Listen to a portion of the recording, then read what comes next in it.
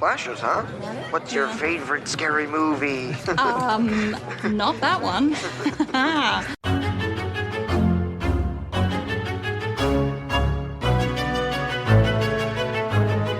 And welcome back to Horror Queers. We're talking Here We Go. We're talking pedophilia. And we're talking I was his prize. I was his one true love. And I'm Joe. And I'm Trace, and we're talking fuck me up the ass with your hot teenage cock. Oh, God. I know. Truthfully, I debated starting what I'm assuming is going to be a very serious episode with a line like that. But they did it on the commentary with the directors and stars, so I feel comfortable saying that. But everyone, yes, we are discussing Gregg Araki's 2005 film Mysterious Skin. As Joe's already clued in, this does deal heavily with child sexual abuse, so content warnings at the wazoo. But this is a fantastic movie that I would wholeheartedly recommend. Yes, absolutely. But, I feel like we're going to have a lot to talk about this. So I'm just going to bring in our guest immediately, Joe. So everyone, he is the founder and editor-in-chief of The Spool and a senior staff writer at Consequence of Sound, with additional bylines at Vulture, RogerEbert.com, IndieWire, and many other publications. He is also the host of the Right on Cue podcast, which goes behind the music to talk to the composers behind your favorite film, TV, and video game scores. And he is also the co-host of the Travolta Cage podcast, which does a deep dive into the filmographies of John Travolta and Nicolas Cage. As you'd expect, yeah. As you expect. Please welcome Clint Worthington. Thanks so much for having me on, guys. I became exhausted just hearing that bio. Thank you for reminding me that I need to set boundaries. Do it's more less like, things. freelance work. It'll True. send you everywhere. Yeah. Also, I guess if we want to add something to the list. Sure. Because it's not officially announced, but we can just say it. I've recently become an associate editor at RogerEbert.com. Oh, fuck you. Nice. I know. How dare me? I've got to tell somebody, Chase. No, I know. I'm so happy that I know. You heard it here first, everyone. Yeah. You got an exclusive scoop. Exclusive scoop. So welcome, Clint. I'm just gonna kind of come right out here and say it because Joe didn't let me know if you picked this or if he assigned this to you. What was it? I don't remember. It's been so long. Joe, did you just say that you needed? I think maybe you'd seen that I had watched it in the recent past. And you're like, ooh, maybe he would be a good guest for Mysterious Skin. Just that, yes. So sometimes I troll Mutual's Letterboxd account, and I saw that you had rated this a 5-star film. Yes, I did. It was because there was a few months back where the Criterion Channel had a trilogy of films by Gregg Araki, and that was really I'm actually pretty recent to his works, and It was really fascinating to go through those 3 movies.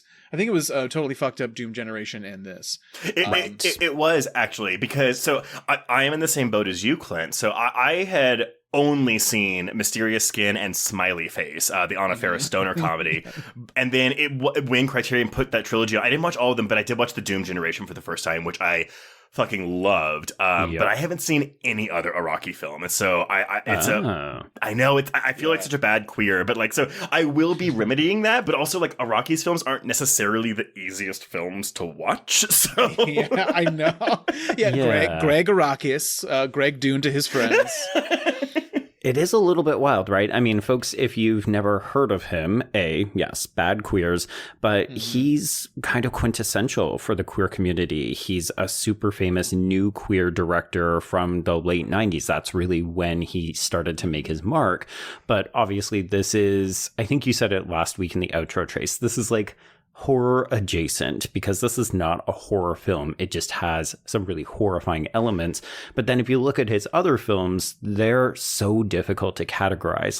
They're very satirical. They're very weird. Oftentimes they're extremely non-linear. So I feel like even people who may have never heard of him, if they're watching this for the first time, this is actually not a good introduction to his oeuvre. Yeah, I would say it's actually his, again, based on just the other 2 that I've seen and what I know about the rest of his filmography, I would argue this is maybe one of the more tender films he has. It's very sad, which, I mean, there are sad elements, well, not as a Smiley Face, because Smiley Face is just a stupid comedy, which I really love, but it's not there's not a lot of substance to it. It'd be like your only Guy Ritchie movie being Aladdin. Right. Yes. Like, this is not an indicator of the kind of work that he usually does. But Clint, what I'm hearing is, though, that Joe saw that you had just watched Mysterious Skin and was like, hey, do you want to watch it again pretty soon? And I was like, I like attention, sure. I confess, I have not seen this since I saw it. This is a college watch for me, but it was one of those things where, I was in high school getting my Entertainment Weekly every week, and I remember reading about this. They would have like the news of like, oh, these things are in production. So I knew about this film years before it came out, and all I knew was, oh, Joseph Gordon-Levitt playing a gay hustler, and Right. I think I would have been like 14-ish when I saw that. And so me as 14-year-old Trace, swing. But 100%, like, still closet. I didn't know anything about the story. I hadn't read the book. I didn't realize it was based on a book. And so when I finally saw it in college, because, it took forever for this film to come out, I was gobsmacked by it. I loved it. But it wasn't like, oh, Joseph Gordon-Levitt plays gay prostitute. Like, that is what this is, but that's not what this is. In the least lurid way that you could imagine. Yeah. If you're looking to get your rocks off, this is not a movie that's going to do it for you, because like this, there is sex in here, but it's often bad, sad, mean sex.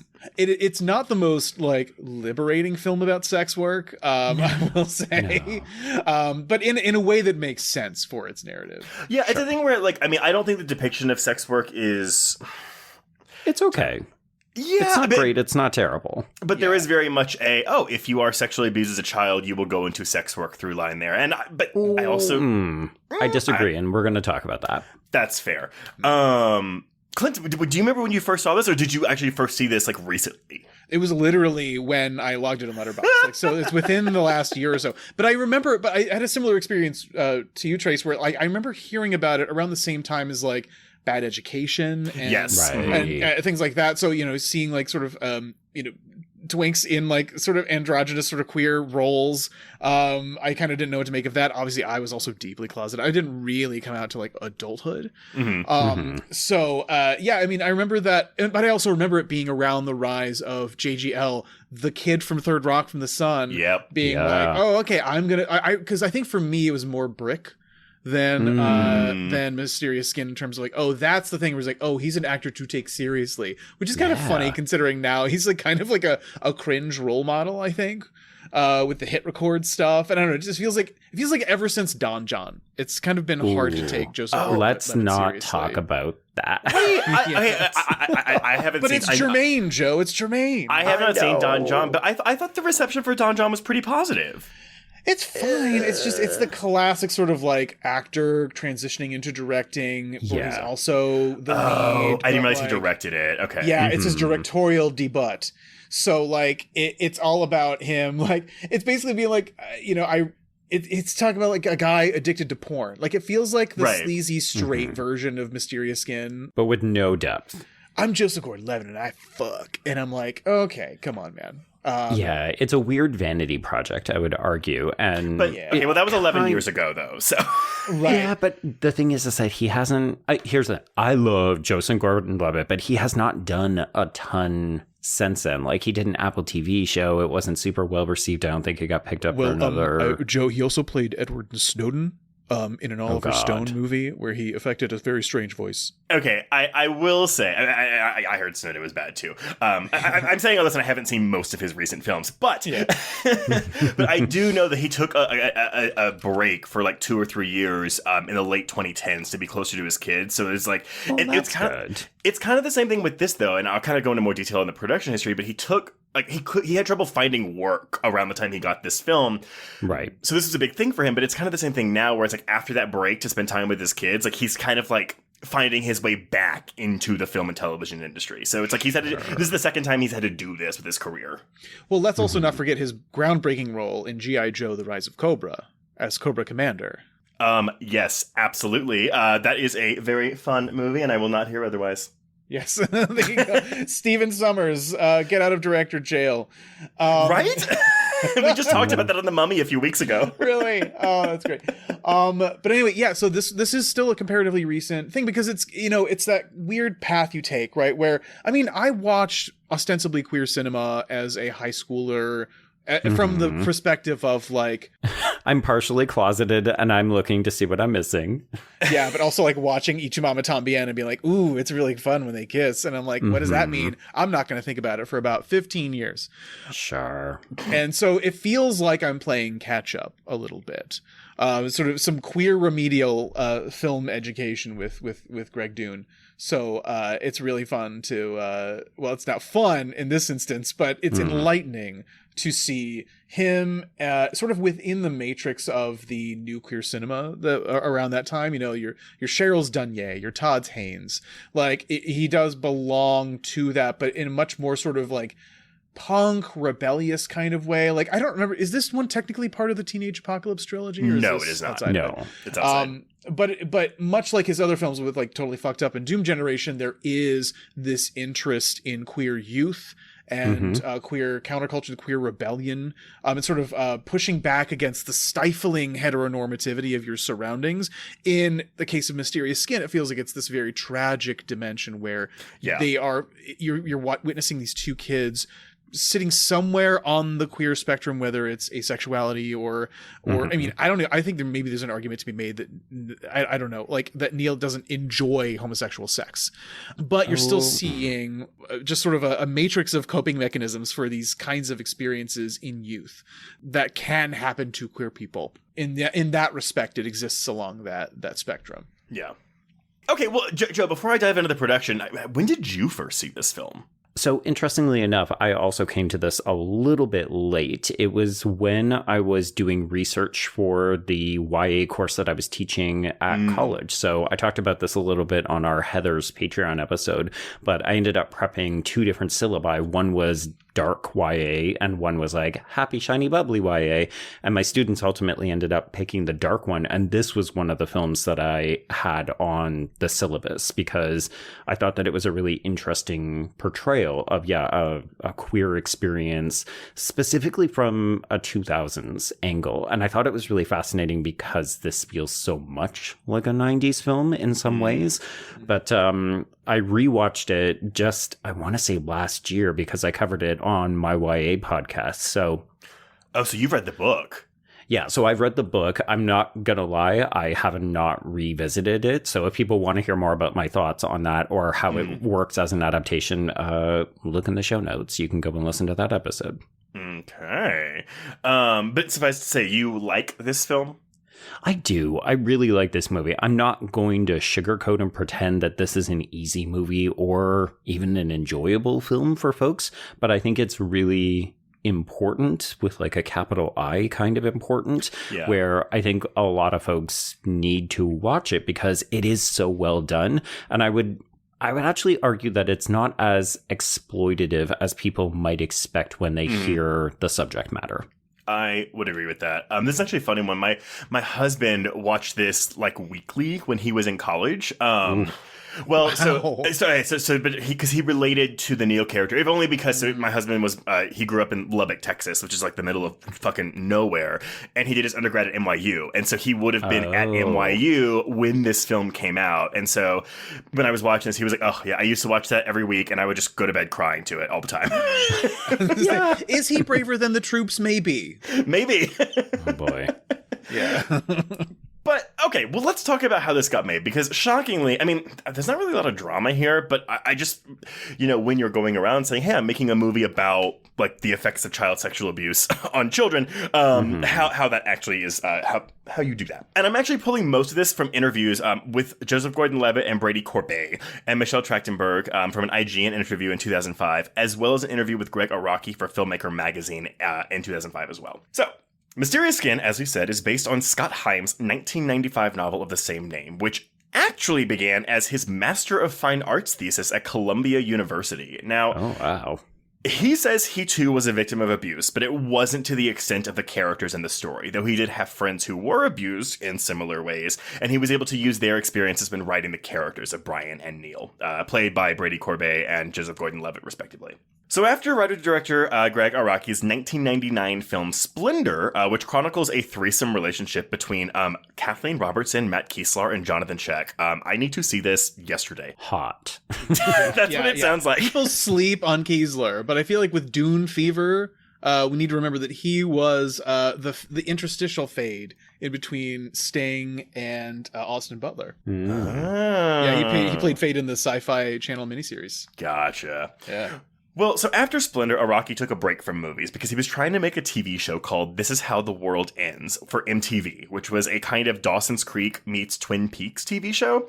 Amazing. Also, remember when MTV made shows? Well, okay, so that's the other thing. So he made a pilot for MTV, but it didn't get picked up.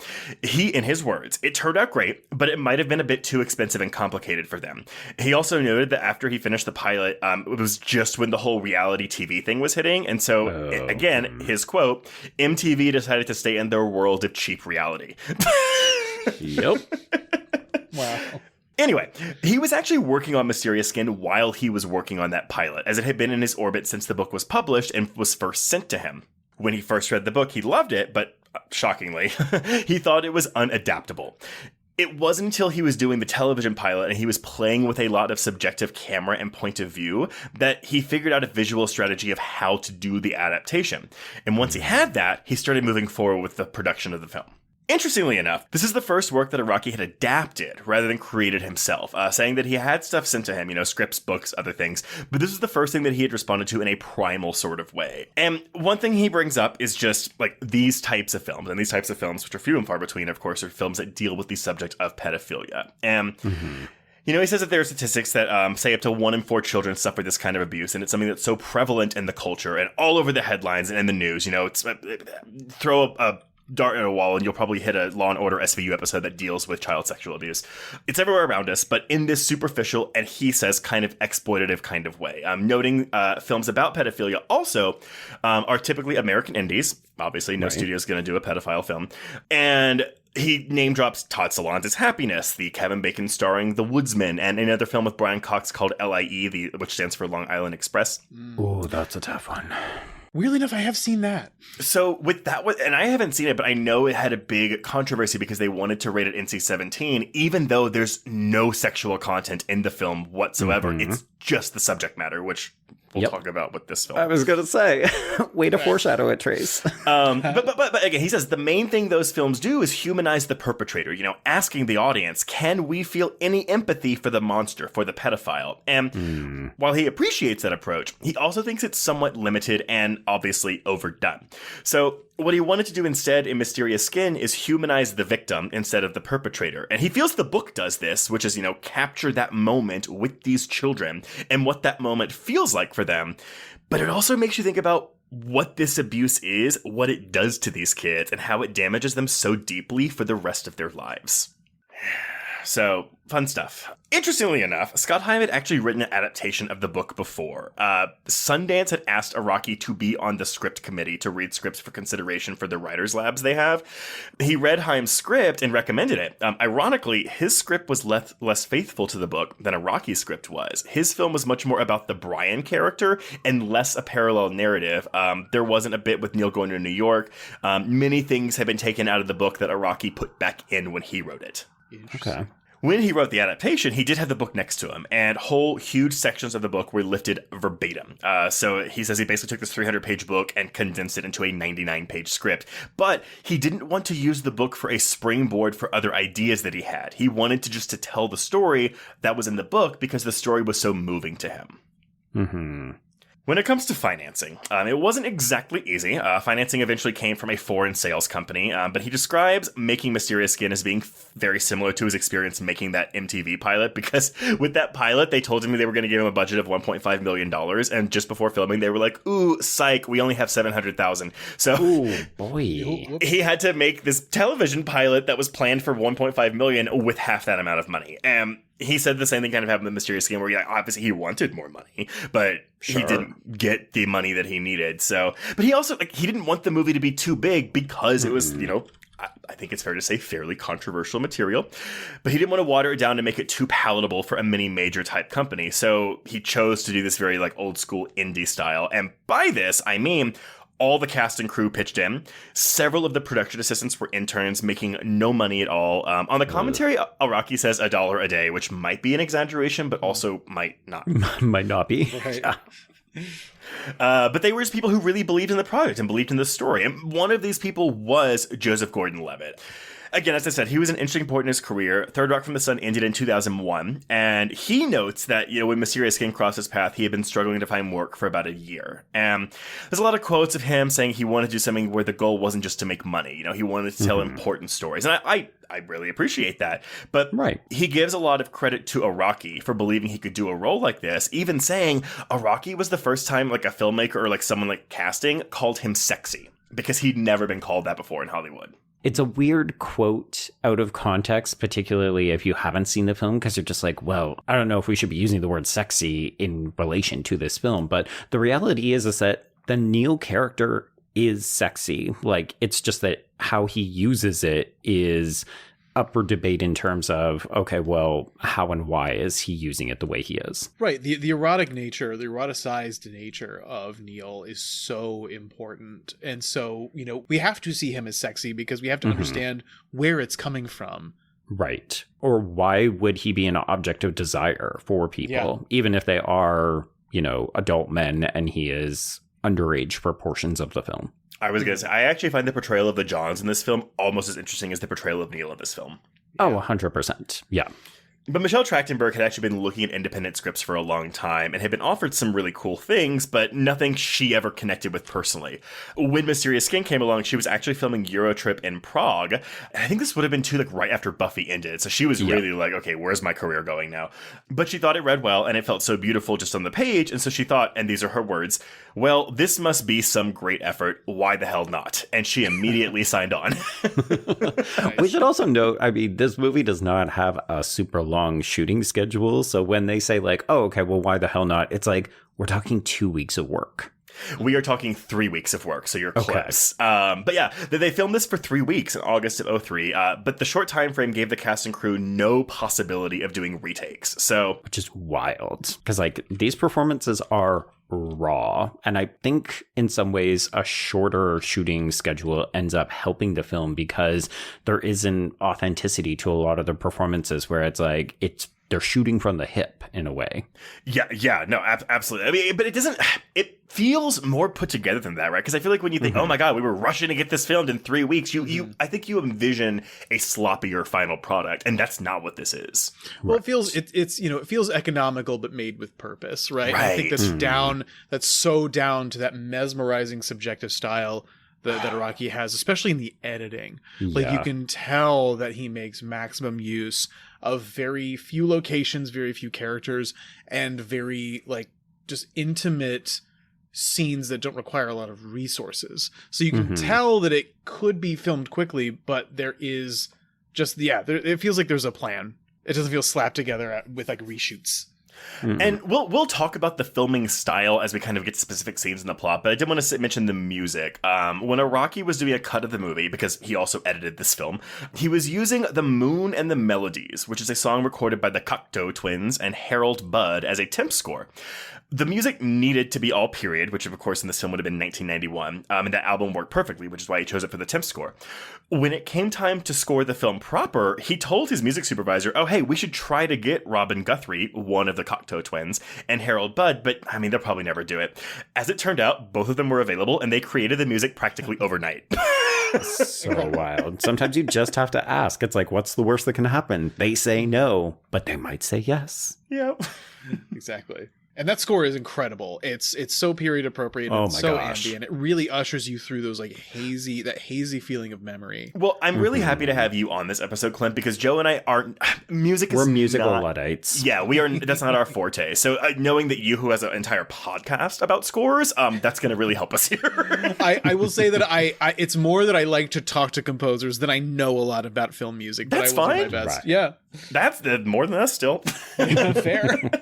Okay, but let's talk about the MPAAs for a second. So, Must we?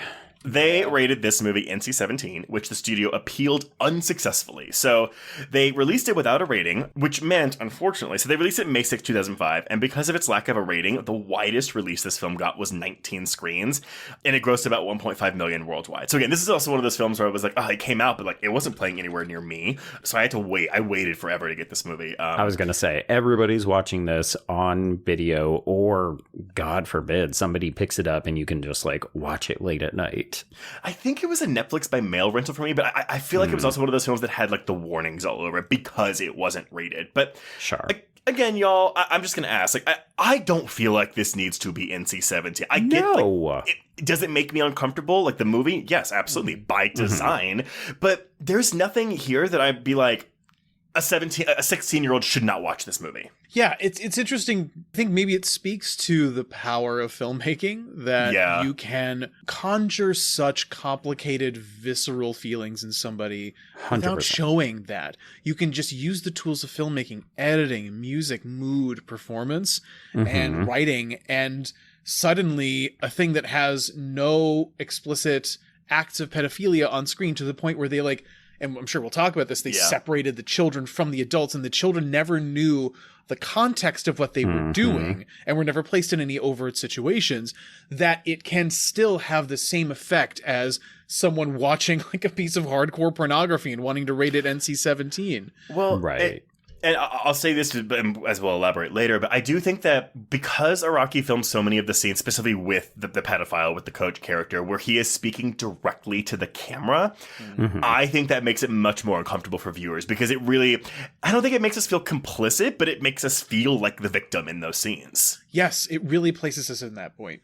Well, and there are also, like there's these the shots where we as the audience are literally in the point of view, but I mean, we're dancing around it, folks. This is also just flat out MPAA homophobia. Like, this is a film that is dealing with queer sexuality.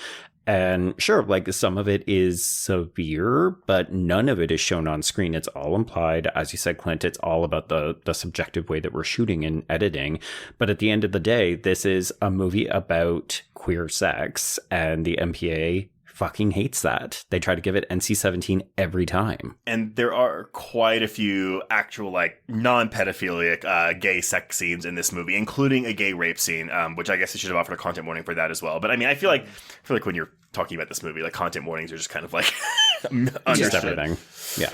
I will say, the Australian Family Association requested a review of this film's rating classification, and they even sought to have the film outlawed due to the depiction, not endorsement, but depiction of pedophilia, suggesting the film could be used by pedophiles for sexual gratification or to help them groom children for sexual abuse. That's frustrating. That's but by virtue of that, you know, we can't have Gus Van Sant Salivant because it could inspire school shootings. You know, like it's just so. Art is dangerous, y'all.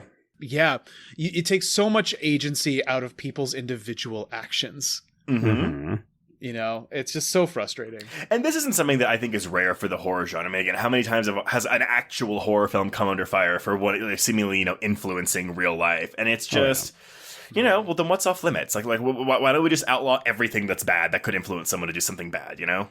Right. Well, and also it not only does what Clint was saying, but also that suggests that people watch art in a vacuum and then have no discussion about it. Like, this movie to me is such a talking point. Like, I don't think you can watch this and not be moved in some capacity. And it immediately just makes me want to have conversations about it. Like, I don't immediately just go, wow, that turned me on, or, ooh, you know, that was awful and I should never talk about it again. Like, no, we're going to get something out of this, and we as a society can benefit from engaging with it. Yeah, the solution is more media literacy, not less media. Yes. Well, and famed Australian film critic Margaret Pomeranz, you know, she said, like, the film does far more for the case against pedophilia, saying that people who do indulge in crimes like that, if they saw this film, they might understand the damage they do to these children. And victims of pedophilia can watch it and understand what has happened to them. Yes. Yes. Well, especially considering, like, there are other movies that deal with pedophilia, and particularly, like, gay male pedophilia, but the reality is that we like to see it couched in something like Sleepers, or, what is it? Like, I think Primal Fear uses it as its motivation. Like, and it's one of those things where it's like, oh, well, there it's acceptable because those are thrillers and those are bad people, or they're revenge stories. Where it's so cloaked in genre that you can excuse it because you're already signing up to have a bad time, kind of. Well, but that's it. It's used as a backstory for a character. So it's whatever character's trauma they have to be, okay, this explains their actions. But But that's what this movie's doing. Well, yes, but those movies aren't about the pedophilia, so it's not as uncomfortable for viewers. But again, that's the thing where I think viewers have to say, okay, you're feeling uncomfortable, but why is that? Is it Yeah. Well, it just, and given especially how focused this film is on the victim's experience and how much it so clearly, visibly affects them and traumatizes them for years and decades and probably for the rest of their lives after this. Yeah. I can't imagine it being like different than, maybe you could try to make a case for like happiness because you're looking at it from the perspective of the pedophile. Like, but to say for Mysterious Skin that it's like basically a pedophile training manual feels like it dramatically misunderstands the film itself. Did you watch the same text? Right. Do you watch the show, Tamar? And it's just like really, it feels like people just not wanting to discuss it or even be exposed to it altogether. Yeah. The idea that like we're experiencing now, where there's like, people want to erase trans people in media because if you erase them from there, you can erase them from public life, right? Not thinking about it means they don't exist, right? And it's more the discomfort in people having to reckon with the fact that people different than them exist. Yeah. Rant over. No, but I'm sure we'll have plenty of them. We have a platform for that, and we welcome it. Thank you. Yes. But last little bit. So, I mean, thankfully, even though this film was barely seen when it was released in theaters, critical reception was overwhelmingly positive. It's got an 86% on Rotten Tomatoes with an average rating of 7.4 out of 10. It also has a 74 out of 100 on Metacritic, and Letterboxd users have awarded it an 8.4 out of 10. So. I'm honestly surprised. Like, I'm very appreciative because I do think this movie is so good, but I'm surprised given the subject matter that it is rated that highly. On Letterboxd, you mean? I think just all of them. I would have expected a bunch of people to say, I can't watch this movie. Yeah, no, I mean, I think that's fair. But I mean, critically, I don't think that critically that's surprising, except for, I guess, those Australian critics who wanted to ban the movie. Right. Well, and I guess, with Letterboxd especially, you tend to see like the spread. You like to look at the distribution of reviews, and there's like barely any that are below a 3 or a 3.5. You know what I mean? And it's all 4s and 5s. Like, I mean, I wonder if there's some like selection bias there too, where like the kind of people who are going to watch a movie like Mysterious Skin are going to be more inclined to be on its wavelength and get it. Fair. But anyway, Joe, what happens in this movie? Okay, so much like you, Trace, I sought out some interviews, so some of this is going to be informed by a piece in Iron magazine called Gregg Araki's Mysterious Skin, as well as a piece from Sense of Cinema by Damon Young and Gilbert Kaluuya called A Vessel of Imagery, an interview with Gregg Araki.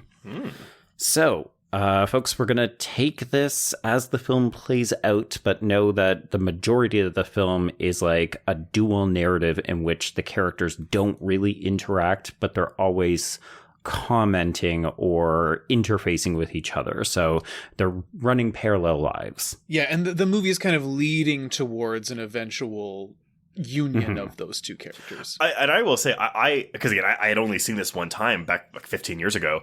I had forgotten that it was two parallel stories happening at the same time. Like, I didn't realize, I didn't remember that Brian and Neil don't re-meet until the very, very, very end of the film.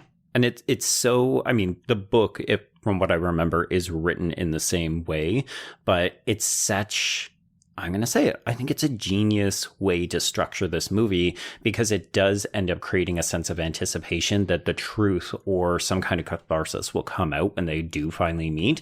But there's something really satisfying about watching the two men living lives that seem to be in conversation with each other, even though they themselves are not. Well, because it almost gives me, okay, this is going to be like a very basic comparison, but it's almost kind of like Sliding Doors, where it's like, okay, because we're watching how these events affect two children who take it very different ways. And the tagline for this movie was actually two boys, one can't remember, the other can't forget. And I think it's such a fascinating, like, what if scenario of like, okay, well, like, and obviously this is not a binary, like, people can respond to trauma and abuse in a wide variety of ways. This film is just showing two of them, but they're so different that I like that we're at least getting these two very in-depth reactions. Okay, so we open with Brian Lackey, who will be voiced in voiceover by Brady Corbet, but at the moment he is played as an 8-year-old by George Webster, and he is recounting the 5 hours that he lost in the summer of 1981. So we're seeing a kind of brief montage of imagery.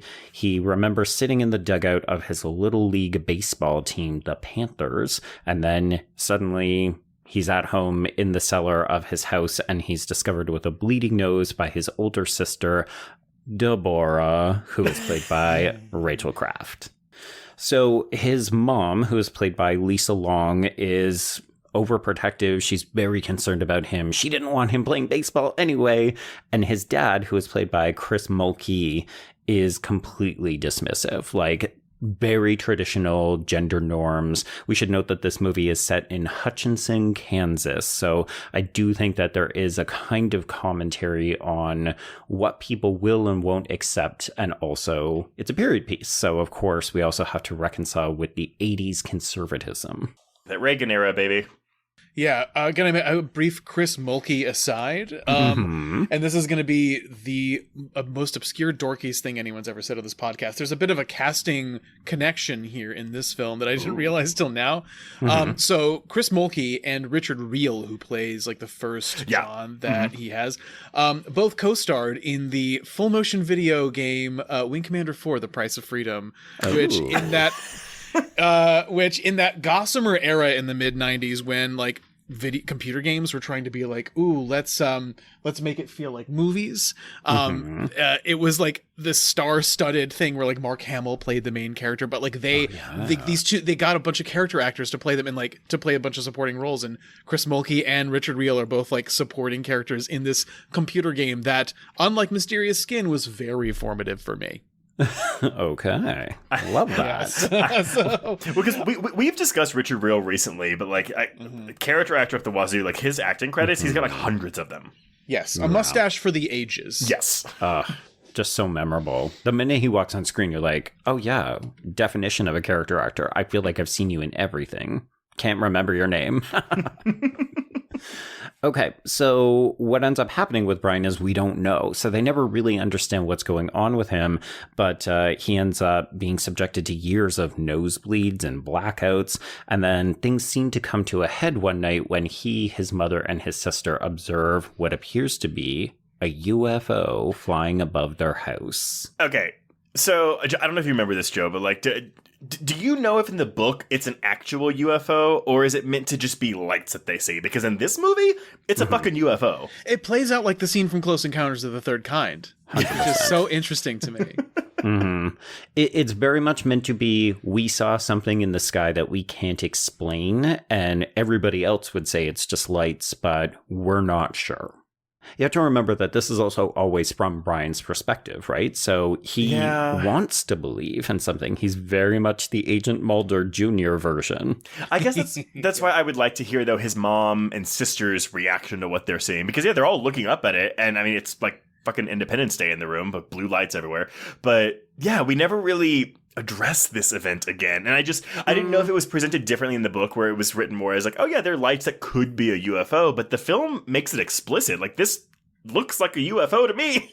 Right. Well, I mean, that's the interesting thing, especially about those early scenes with the child actors. Like, Araki really takes pains to situate us in their perspective. The camera angles are at their level. Like, the shots are shot from a child's eye level. Right. And so, the fact that we see a literal UFO is us being able to filter these experiences through what Brian is seeing, which I thought was cool. I get that that's kind of what you were saying. I guess if this was just Brian watching this, I would buy more into that. But it's him, his mom, and his sister seeing this. But I guess really, if we were seeing it from their perspective, his mom and sister see it, which I think lends to his willingness to believe in it. Because even before he sees the TV report, he's already all in on this UFO stuff. And his mom is so clearly not. So either she's completely repressed, or this is a mild fixation that she's saying, oh, okay, my precocious child who has,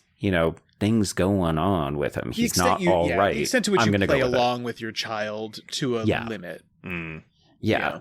Like, I remember I used to watch movies like Mysterious Skin and David Cronenberg films with my mom, and my mom didn't want to watch that shit with me. She was there in part because I think she was trying to police and make sure that the content was appropriate. Parenting. But also I think she said, okay, well, this is something that interests you. I'm going to sit here and try to be supportive, even though I would like to be anywhere else. Oh my God, that was me watching Nip Tuck with my mom as a high schooler. Right. The bonding moments between parents and child. For me, that was my parents, me making my parents watch Mystery Science Theater 3000 and them getting deeply annoyed that they were talking during the movie. Like, you really want to watch this? You want to watch people watch a movie? That's the point, Mom. Mom and Dad, the world's foremost fans of hobgoblins. Okay. Sure, why not? Sure. Yeah, no, I think they just didn't get comedy. I won't say that, but yeah. Yeah. Okay, so we switch perspectives to Neil McCormick, who is voiced by Joseph Gordon-Levitt and played as a boy by Chase Ellison.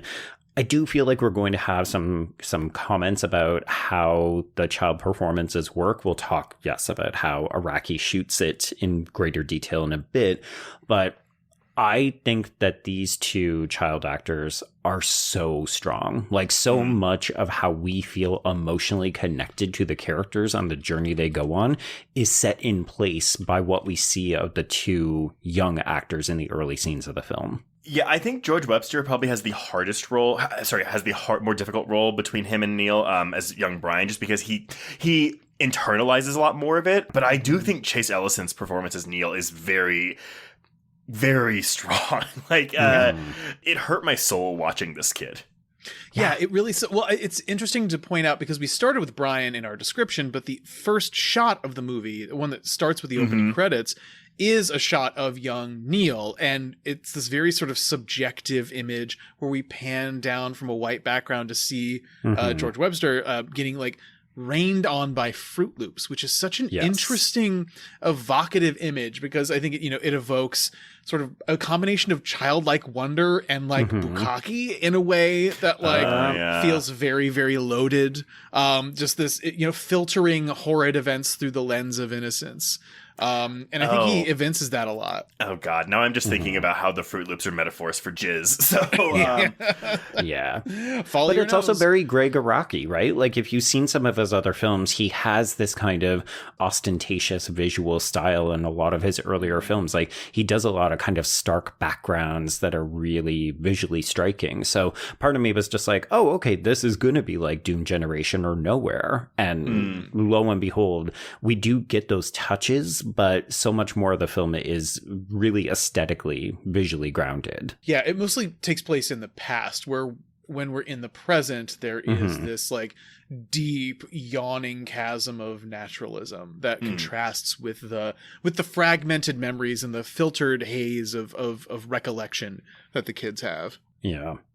Okay, so Neil is telling us, as he is a young boy of 8, about the first time that he comes, and it's watching his mother, Ellie, who is played by the marvelous Elizabeth Shue, and yeah, he comes watching his mom give her boyfriend of the moment, Alfred, a blowjob on the swings out back. And it's the same kind of thing that you just talked about, Clint, where it's like these childhood markers which become either sexualized or almost corrupted or changed in our memory. So this idea that, something as wholesome as a swing set becomes an object of sexual foreplay for this child. And I do think for anyone who would object to the scenes of pedophilia in this movie, I would actually argue that this one is maybe the most graphic, even though because we do see this child have an orgasm and ejaculate.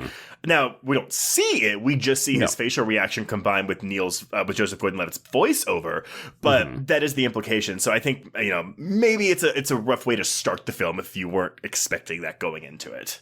For sure. But we also discover it's also a formative moment for him because he discovers his lust for older men with mustaches, which meant Tom of Finland must have blown his mind.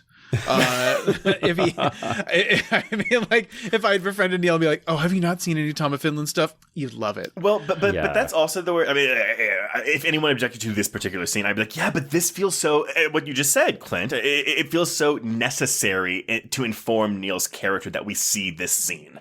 Yeah, I feel like it perfectly captures that feeling of desire, whether gay or straight. Like, I feel like this happens to any kid where there is like that nascent feeling of like sexual desires and sexuality and like not understanding it.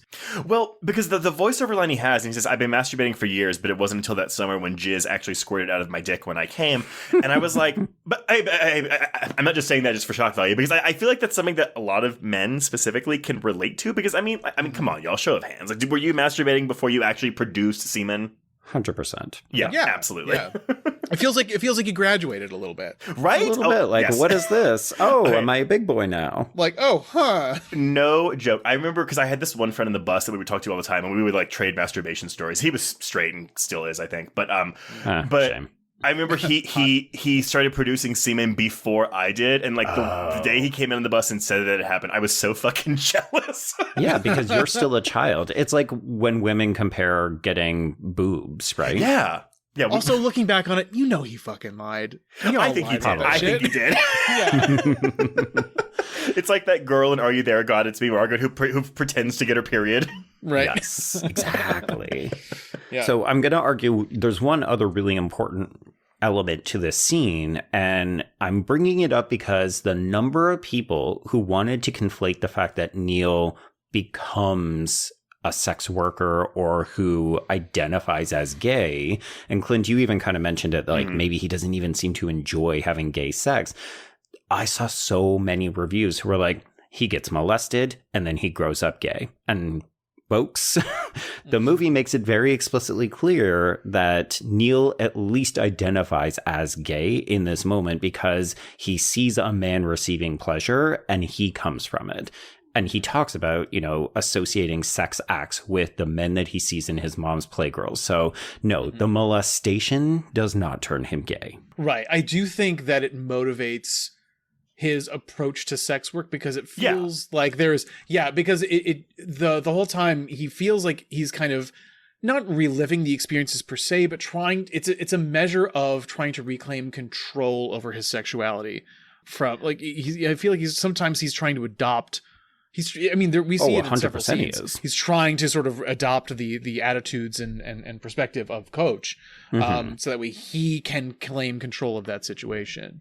Yes, absolutely. I fully agree with that, Clint. We'll talk about the kind of vocal performance that Neil ends up giving multiple times throughout this film, the same kind of like grooming-y behavior, which is very uncomfortable and unfortunately does creep into conversations about specifically gay pedophilia. Right. But yeah, I just wanted to make it really clear because it seemed like a bunch of people on the internet wanted to conflate the idea that, oh, well, if you are a boy and you are molested by a man, it means you're more likely to grow up gay. And it's like, no, that's not what the film is saying. Yeah, absolutely not. Agency, the way that you approach sex, absolutely. Yeah. For sure. Okay. So, yes, Neil goes on to relate that his mother signed him up for Little League, in part because she wanted him out of the house so that she could, fuck men like Alfred. But, it becomes okay when we see Coach Hyder, who is played by Bill Sage. And yes, this becomes the object of Neil's sexual fantasy. It defines the kind of man that he will find attractive. He always goes for older men.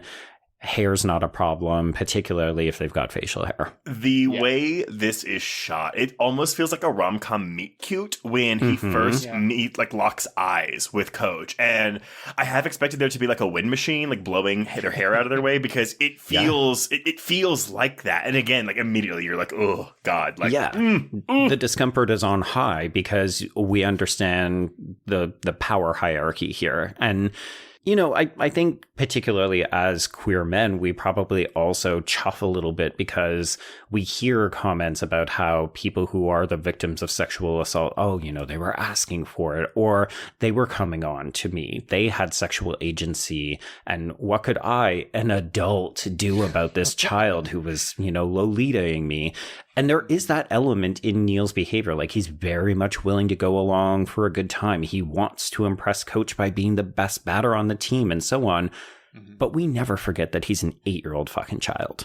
Well, that's the thing I think that a lot of pedophiles seem to forget, you know? Like, it doesn't matter what the child says or does. They are a child. You are the adult. That is, like, you always have the power. So even if a child is quote-unquote seducing you... No, they're not. That's it. They don't understand what they're doing, and also ultimately, it is your decision. It is up to you to make the decision to not do this. Yeah. Like, like there is no world in which someone says it's the child's fault. Yeah, there's no world. Exactly. Particularly not when we see Coach going out of his way to orchestrate situations where he is alone with this boy. So we're going for a pizza party. The whole team is coming. Oops, we get in the car and it's just Neil. We're going to his house. So we're ordering pizza in. We're not going to a restaurant. This place is, I mean... Oh, it's a kid. Whoever did the set design for it is chef's kiss, because this is a child's paradise, right? All of the cupboards are loaded with sugary snacks. We've got video games. We've got movies. Like, it's basically a pedophilia cave. It's so gross. Yeah, it's like a big... Honestly, it's kind of like in Hard Candy. It's like that poster where it's Elliot Page standing in the bear trap. This house is the bear trap. Yes. Right. And I feel like through those things, and also especially through the steps he takes, right? He has a modus operandi. He has done this before. He is not the first. And so, and I think this is really where some of the most disturbing, some of the most stomach churning parts of the film come in. Because the finger in the mouth for the Polaroid. I cannot. And the recording of the audio is what did it for me. Because it was sort of like, because it was also just sort of so curious about like what he was making Neil say. And trying to, like, you're forced to imagine in what context things like a child burping or swearing would be an erotic charge for someone like the Coach. And that in and of itself becomes more and more disturbing the more you think about it. Yeah, but it's fascinating, if upsetting, to watch these scenes, because you can see just how calculated Coach is about this. Like, he's quite literally got a playbook on pedophilia. Yeah, exactly. And even right down to the whole, like, turning on some pornography and be like, you know, this is really strange, but I think you'll like it. You know, it's so messed up. Yeah, very, very predatory. But I do want to give credit to Bill Sage's performance, because everything he does is so likable, and he looks so normal and approachable. Just like, this is wolf in sheep's clothing, and I think the performance is actually really strong. Like, the reason we're all so uncomfortable in these scenes is because of the way it's shot, but also these performances. Yeah, and I don't want to. I don't know. I feel like it's so brave of this actor to take on this role, because who wants this role? Well, and that's what I'm saying. Stepping up, being like, "Let me play this pedophile." Well, and here's the thing too. There is another universe in which this film made a bunch of money, and a lot of people saw it. And if you're known for playing the pedophile, that's going to be very limiting to your career opportunities. And granted, he's more of a character actor, I feel like, as well. But yeah, good for him for doing this. He does sell the hell out of this very chilling performance. Yeah, especially I think he really sells the idea that internally he doesn't think he's doing anything wrong. I don't know about that. I don't know. Really? Yeah. Okay, so what do you mean? Because I feel like he knows it's wrong, which is why he's so, like, he has this playbook about how to do it. But I guess what you're saying is, in his head, even though society, I think he's found a way to compartmentalize, right, and justify it to himself. Okay. I think he doesn't. I think there's that element of, like, I mean, and I'm in no way an expert. I just feel like there is, like, a subconscious justification where people, you know, they don't even think about the fact that they're hiding it. Yeah. Right. I mean, nobody thinks they're the villain. Yeah, exactly. So, I mean, I think he sells the idea. I mean, he sells the tenderness that he needs to entice Neil. And I think that really helps. I mean, and it was, strangely enough, it is such a contrast to some of the Johns that Neil has too. And I think, you know, once we get to the one that's really, really bad later, like, I think we understand why it is such a shocking moment for Neil, not just because of the physical toll it takes, but because it is one of the first times we really see where someone is not treating him like this perfect angel that has dropped from heaven to pleasure them sexually. Yeah, because in some ways, I mean, even in these moments where we're very uncomfortable and we know that it's implicitly wrong, from Neil's perspective, this is a fantasy, right? Like, yeah, this is a romance for him. Mm-hmm. Yeah. You know, or at least that's the way he sort of internalizes it, you know, as even just as a coping mechanism. Mm-hmm. Hey, it's Kaylee Cuoco for Priceline. Ready to go to your happy place for a happy price? Well, why didn't you say so? Just download the Priceline app right now and save up to 60% on hotels. So whether it's Cousin Kevin's Kazoo Concert in Kansas City, go Kevin, or Becky's Bachelorette Bash in Bermuda, you never have to miss a trip ever again. So download the Priceline app today. Your savings are waiting. Go to your happy place for a happy price. Go to your happy price, Priceline. So certain things will come back and recur throughout the film, including, yes, the sugary cereal that falls, Coach breathing, here we go, as a kind of like instigator of sexual activity. And then we do get this moment where he basically puts him down on the kitchen floor and off they go. And then he reassures Neil afterwards that he liked it and everything will be okay. And that to me that's the part where you know that there's maliciousness to it, because we need to make sure that this kid doesn't talk. So we're telling them what they need to know so that it can either continue or we don't get caught.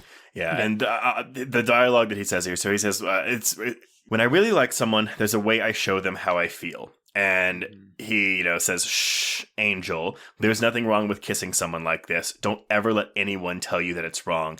And he leans into the camera, to us, and then we kind of fade to black. Do we want to talk about how this is filmed? Yeah. So, okay, I've got this from Araki. So, as for the scenes involving child sexual abuse, Araki says that from the very start, they did not want to make a movie about childhood trauma and then traumatize the children in the process. Thank God. Yeah. Right. So the way they did this was they kept the kids out of it mostly through clever editing. The kids had never read the full script, and they didn't really understand the context or the story.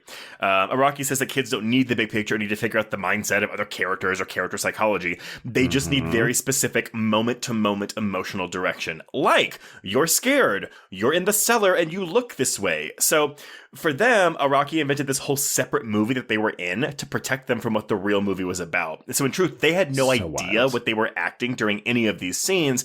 And the shot where we see the coach lay his head on Neil's stomach, that is actually a dummy. That is not the actual child actor. Right. Which is so, like, imagine this in a world, this is in a world before intimacy coordinators, right? Yeah. Before it was an industry practice to be very, very careful about you handling scenes with intimacy, even between consenting adults, much less an adult and a child. And so I think it's really, really great of Araki to take so many comprehensive steps to protect the children in this scenario. And I also think it's a miracle that those do not affect the end product. No. If anything, I would argue that the way that this is shot and edited, and then, yes, the performances and the moment-to-moment that Araki's talking about, I actually think it makes it stronger. Well, but it also has that effect, where you walk out of this movie thinking you have seen a lot more than what you actually have. It's that Texas Chainsaw Massacre effect. And I commend the film for that. Yeah, because the child actors didn't know, you have this even more honest glimmer of innocence where, not even the actors knew what was going on. So there is this grander sort of angelic nature to what they're like, they do not know what is happening, which the characters don't really understand what is happening to them. And so I think it makes it stronger. Yeah. Okay, so we're going to get the first of multiple time jumps in the film, because this film takes place roughly over the course of about a decade. Yeah. So we jump ahead to Halloween of 1983, and this is when Brian and Neil pass each other. So we, of course, have been introduced to both characters, but we've never seen them interact on screen. We know that they were both members of the team, so as adults, we're starting to already put things together, but they don't exchange any words. In fact, they seem to have this moment of acknowledgement incident, but it's over before anything even happens. Yeah, and we don't really revisit them together until this. It just feels like a teaser. It's sort of like, okay, well, these people exist, but we're going to spend some time with them separately before they come together. Well, and that's kind of my thing. Is so the scene we're about to get with this firework. I think I'm always just really surprised that Neil doesn't remember Brian, if only because this seems like a very like memorable experience. But I mean, the brain works in mysterious ways. Well, no, I mean, Neil does ultimately remember Brian. I think this moment on Halloween doesn't really etch in his mind because he was off doing these other kind of horrendous activities to another boy. Well, and so what does he do to this boy, Joe? Okay, so we need to introduce Neil's partner in crime, Wendy Peterson, who at the moment will be played by Riley McGuire. And yeah, so they abduct an intellectually disabled boy named Steven, who is played by Ryan Stenzel, and they put fireworks in his mouth and light them. And in some ways, I'm actually kind of glad. I don't think the effect, like the makeup job, isn't wholly convincing to me, so it's not as awful as it could be. But this boy ends up very bloodied around the mouth. He's very distraught, clearly doesn't really know what's going on. And we watch as Neil adopts all of Coach's techniques. So he says things like, "Here we go," before he fillets the boy as a way of getting him on his side and staying silent. Honestly, for me, it was the, as he's doing this, he says, "That's my boy," which I was like, yeah. Well, and just okay. and I think the thing that struck me in those scenes is sort of how easy and just sort of how ready he is to just like do this in front of Wendy. Like, he invites Wendy into this conspiracy, for lack of a better term, just sort of so casually, because he has been conditioned to think that this is normal. Don't let anybody tell you different. Yeah. I know, like I know how we can get him to not say anything. And he's so close with Wendy that he allows them to do that. And that's sort of, that informs Wendy's character, because the 100%. Whole time, their whole childhood, she knows exactly what he is. Yeah. And I know, and I will say, like, I know that Wendy is not the focal point of this movie, but I would have loved fascinating character. More scenes with honestly, if only to see Michelle Trachtenberg get more. I think she's really good in this movie, but I would have absolutely taken more scenes with this character. Yeah, because we don't know it right now, but this is, as you said, Clint, it's kind of like her induction into his secret world. But we'll come to learn by the end of the film that she's the only one he ever tells about what happened. Yeah. Which, I know it's not the point, but I really wanted Elizabeth Shue to find out. No. Oh my God, I couldn't handle it. Yeah, I could not. Because I think that's a different film where the emotional climax is Neil telling his mother about what happened, but that's not the point of the film. So yeah, exactly. This is not a story of adults. This is a story of children, and it's almost more important to see what happens when these children have to deal, like even these young adults have to deal with this on their own, where the authorities are never brought in. The parents are either overbearing or neglectful, and can never bring themselves to even suspect that something like this has happened to their child. Yeah. Which ironically is very YA. Like, this is typically what we see is parental figures who are perched on the periphery or the margins, sort of looking in. And yeah, as you said, Clint, they're either helicopter parents who can't let go and they're suffocating their kids, or they're so absent as to be spectral figures. Like, who is watching the children right now? Happy medium, parents. Happy medium. Just find that happy medium. It's tough, though. I mean, this is one of those movies that makes you fearful of letting children out of your sight because, oh my God, even, Brian's part of the Halloween storyline here. So he ends up getting turned off of something, and we'll figure it out when he's older and he touches the cow, but he doesn't want to stick his hands in the peeled grapes, which are eyeballs in this haunted house, because it's going to suggest something. So he ends up going outside of this fun house and he loses his glasses, Velma style, and then he wanders into the woods, but we get this spectral image of someone coming towards him. We recognize the voice, but he's still a child, so he just once again blacks out. And so for over an hour. So he's molested again. Yes, is what we're saying. Yes, absolutely. I think it's so fascinating to see, like, to just see how he reacts to this, because I have never, I say to my knowledge, I've never to my knowledge repressed something or like blacked out an experience in my life, because I've never obviously endured something as traumatic as this. So I just find it so fascinating how the human brain works to protect survivors of abuse and trauma with repression. Right, and through the characters of Neil and Brian, I know we've already mentioned there's a whole spectrum of reactions you can have, but you do get these two polar opposite reactions where So Neil different. chooses to embrace it and say that this is, this was because Coach loved me. This is going to inform my sex life. I am going to, I'm going to kind of adopt a lot of these mannerisms and just sort of say, my coping mechanism is that it was okay. It was okay to do this. And then Brian's is, I have to run away from this, from sex, sometimes from planet Earth. It's seeing the different ways in which the same events from the same person affect these two children very differently. Well, and it's fascinating too, because we do get a little bit of voiceover, but it's sparse. Like, it's very judiciously used. And never at one point do either of them say, oh, well, I'm repressing this, I can't deal with that, so I'm not going to acknowledge it. And Neil isn't saying, oh, yeah, I was sexually abused, and that's informing why I'm doing things sexually this way as I mature. It's like, we don't get that. And in the hands of a lesser filmmaker, I 100% think we would have had continued voiceover that would have just been so pedantic, so on the nose. This is very trusting for us to understand, look at these two different experiences. These are their coping mechanisms for better or worse. And that's what the movie's about. Get on board. Okay, I don't mean to like backtrack, but even I'm just thinking about Gregg Araki making this film.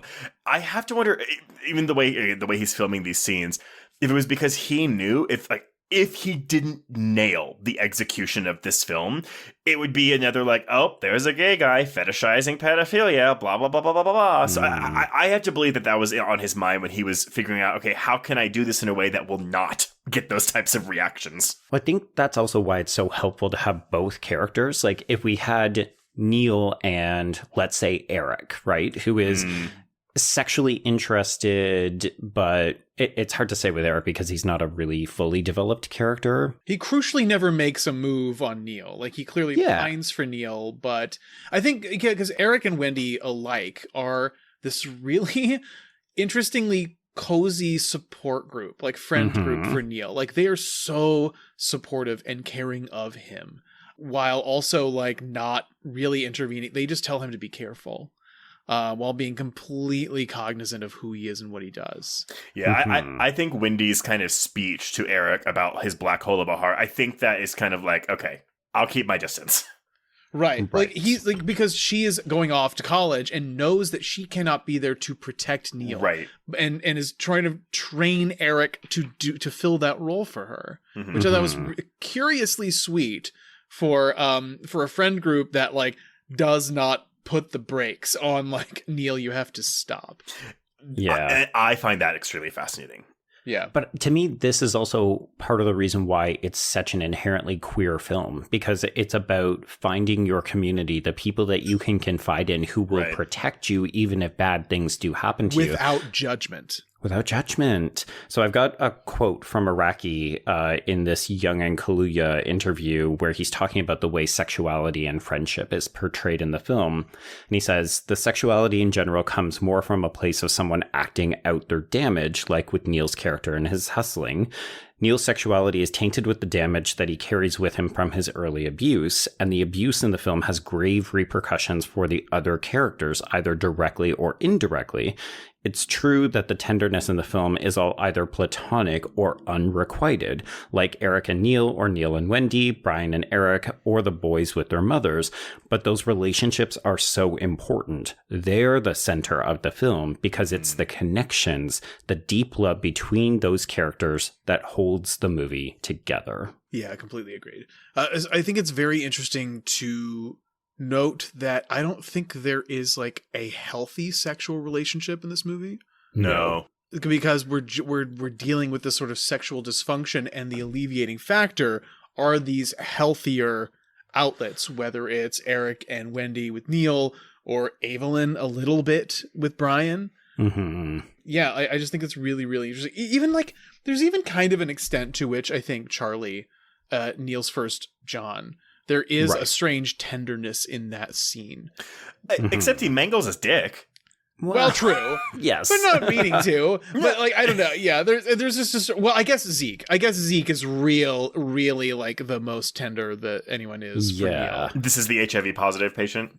Yeah. John, oh my God. But that's such a completely different kind of experience. Okay, well, why don't we talk about Charlie? Because that's where we're actually at. Sure, yeah. So we do another time jump to November of 1987. Neil is now 15. He is engaging in sex work at the playground. Once again, this is, learned behavior, right? He saw mom giving a blowjob on the swings, and here we are in the public playground looking for Johns. And we learned this is a cruising spot for the Johns. Yeah, which of course it is because there's a outdoor public bathroom nearby. So, Right.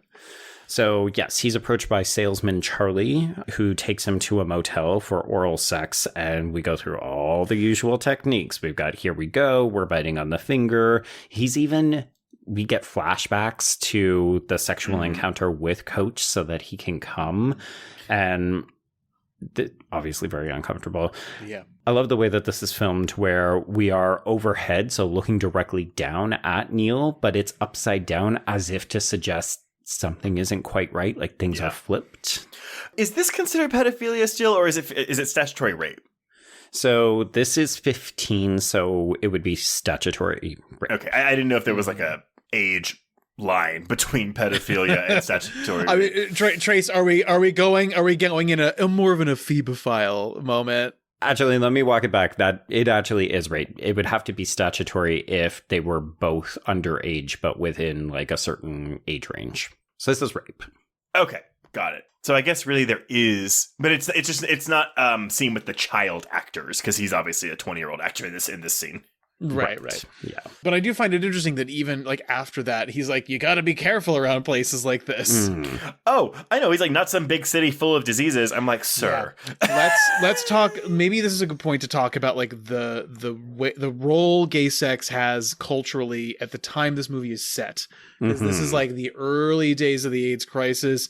We're talking about like, so like there is an element with Neil especially where he feels untouchable in Kansas, in small town Kansas, because he feels as though, not AIDS is not just a gay disease, it's a big city disease. Yes. And so there is the specter of AIDS. There's the thing, Wendy keeps warning him about it. You have to be careful. You have to use prophylactics. And even he sort of resists it, at least when he's in Kansas. And it's just so interesting to sort of have that be this kind of ticking time bomb throughout the movie, because I feel like we're setting it up. It's like you're waiting. It's Chekhov's autoimmune disease, where like you're just sort of waiting for him to get it. And so every encounter is loaded with that. Which I find refreshing that the worst that it gets in terms of a disease is crabs. Crabs. Yeah. But I think that's one of the reasons why this does feel so much like a late 90s queer film, because this is like not just the way it's shot visually, but it's so evocative of the kinds of queer stories that we were telling, where there's another version of this where the story is that he does get AIDS and he dies from it. Yep. It's also interesting because in some ways we're constantly reminded, he could get AIDS, he could get HIV, and that would be awful. But every time somebody says you need to be careful, it's like, but bad shit has already happened to him. Like arguably one of the worst things that could happen to him has already happened. So when people tell him to be safe, it's like, you're too late. Yeah, and also with Neil especially, the way he goes about his attitude just towards sex and everything, there is a devil-may-care casualness to it that almost feels a little deliberately self-destructive. Oh, 100%. Maybe even death drivey, like I'm not saying that like there's a conscious element where like, I should get AIDS, I deserve to have AIDS, but I think there is, I think he keeps the world at a distance to sort of process this. I think he needs to feel in control and above the world. But I think he has an element of hubris to him too. Sure. Yeah. It's hubris engaged with risky behavior. Right. He thinks he won't get it. Because he's young, because he's hot, because in his mind he's already suffered trauma. Do you think like subconsciously it's like, well, the worst thing that could have happened to me has already happened to me? I don't know. Because of the way he internalizes it. Well, but I'm saying though, like, what? I don't know if he's consciously thinking that, but if that's something in his subconscious that's feeding into his actions and overall behavior. I almost wonder if, and again, we're psychoanalyzing a fictional character, but I wonder if there's an element of, if we're talking subconscious and we're talking about what happens, what we see and what is revealed at the end, which we'll get to, I wonder if there's an element of guilt involved in his own complicity with some of this stuff and what he visits on others. I'm more inclined to believe that, actually. Like, he's punishing himself without realizing it. Yeah, I think so. Yeah. I mean, going back, even like, you see a little bit of it in that scene where he's like where he's in on the, oh God, what is it? Like the baseball stand or whatever, where he, the announcer job where he's like, and the interaction he has with the kid. Yes. Which on the surface is innocent, but he adopts the mannerisms and the sort of reward structure. He's 100% coach. Well, it's a thing where when I watched it the first time, I this week, I didn't really register this scene, but when I was watching it with the commentary, it was a thing where I had tuned out the commentary, and I was like, oh my God, why didn't I see this? Because it's like you're kind of wondering, is history repeating itself here? Is he is he becoming a pedophile? And of course, the only reason that we would know that's not the truth, this is just learned behavior, like all the other things he's taken from Coach, but he still prefers older men. Yeah. It's just how he has been conditioned to relate to children that age. Yeah, because that's how he was related to. Yeah, and he really just does the inverse of it when he's relating to his Johns, right? It's okay, how did Coach model behavior in a sexual way? That's what I will replicate here. Mm-hmm. Yeah, like he's kind of the little boy again. Yeah. In a lot of those encounters. Well, I mean, I think that both Brian and Neil, and I would argue even Coach, are stunted emotionally and maturely. Yeah, for sure. 1,000%. There is like an element of stunted adolescence with Coach. Like we said with the, I mean, I'm sure a lot of it is like sort of a pedophile trap thing with a sugary candy. Right. But he is still living this life of arrested development. Okay, so after the date with Charlie, we do meet up with Wendy. She is now played by Michelle Trachtenberg. The only reason I bring this up is, so that we know we can anticipate some crabs and some danger and so on later. But I do think that this is a really great evocation of their friendship, where they meet in this derelict lot that was clearly a drive-in, and we play act, right? Because that's what we do in this movie. We pretend everything's fine, but it's also this existential questioning of, I think I can hear God, and it starts to snow. It's really beautiful, but it anticipates the end of the film as well, where things aren't okay, but there's almost like moments of reprieve in the quiet. Well, yeah, I mean, I think the whole film as a whole, I think it has an optimistic, maybe optimistic isn't the right word, but like an outlook where it's a realistic and authentic outlook where it's like, hey, like we're having these moments here, but not everything is fixed for these people by the time the credits roll. Right. It's not all garbage, but it's not all sunshine. Yeah. Okay, so we jump ahead to fall of 1991. This is when Brian and his mom are waiting for the special World of Mystery on alien abductions, and we are introduced to one of the interviewees, Evelyn Friesen, who is played by Marilyn Radchuk. And I love that we describe her as a homely 32-year-old who lives with her father. Also, will we call her? I know people know her from 24, but like, will we call her a character actress? Because I feel like she's also one of those ones that just kind of shows up in these small roles a lot. I know her most from Mr. Show. Oh, okay. Yeah, she isn't as well known, I would argue, for her comedy stuff, but she does have that background, right, Clint? Yeah, I believe so. I believe she had like an improv and sketch background. Okay, clearly none of you watch It's Always Sunny in Philadelphia because she's Gail the Snail. I mean, I remember her from Gail the Snail, but I grew up on Mr. Show. Yeah, so I feel you. Salt the snail, salt the snail. Yeah. No, she's great. She ends up like in a lot of these kind of mousy roles. Yeah. But there is such an innate sweetness to her that plays really well with this role. Well, and I want to talk about this character actually, because I asked Joe this offline, I think yesterday when we were just kind of like talking about things, but like, do you think, maybe it's not a sexual abuse or a rape, but like, do you think she's also kind of in this, I was abducted by aliens as a result of some kind of trauma that happened to her? Or do you think that she's just think she got abducted by aliens, or that she really got abducted by aliens. I'm inclined to believe the power of the of the metaphor, and believe that scar is from something. Oh, you know, and so because it's two people showing each other their scars, right? You know, and so I mean, the movie isn't incredibly interested in discerning that, because she is kind of more of a vehicle for Brian to explore this facet of to begin his journey for answers, really. But I don't know, it's tough to say.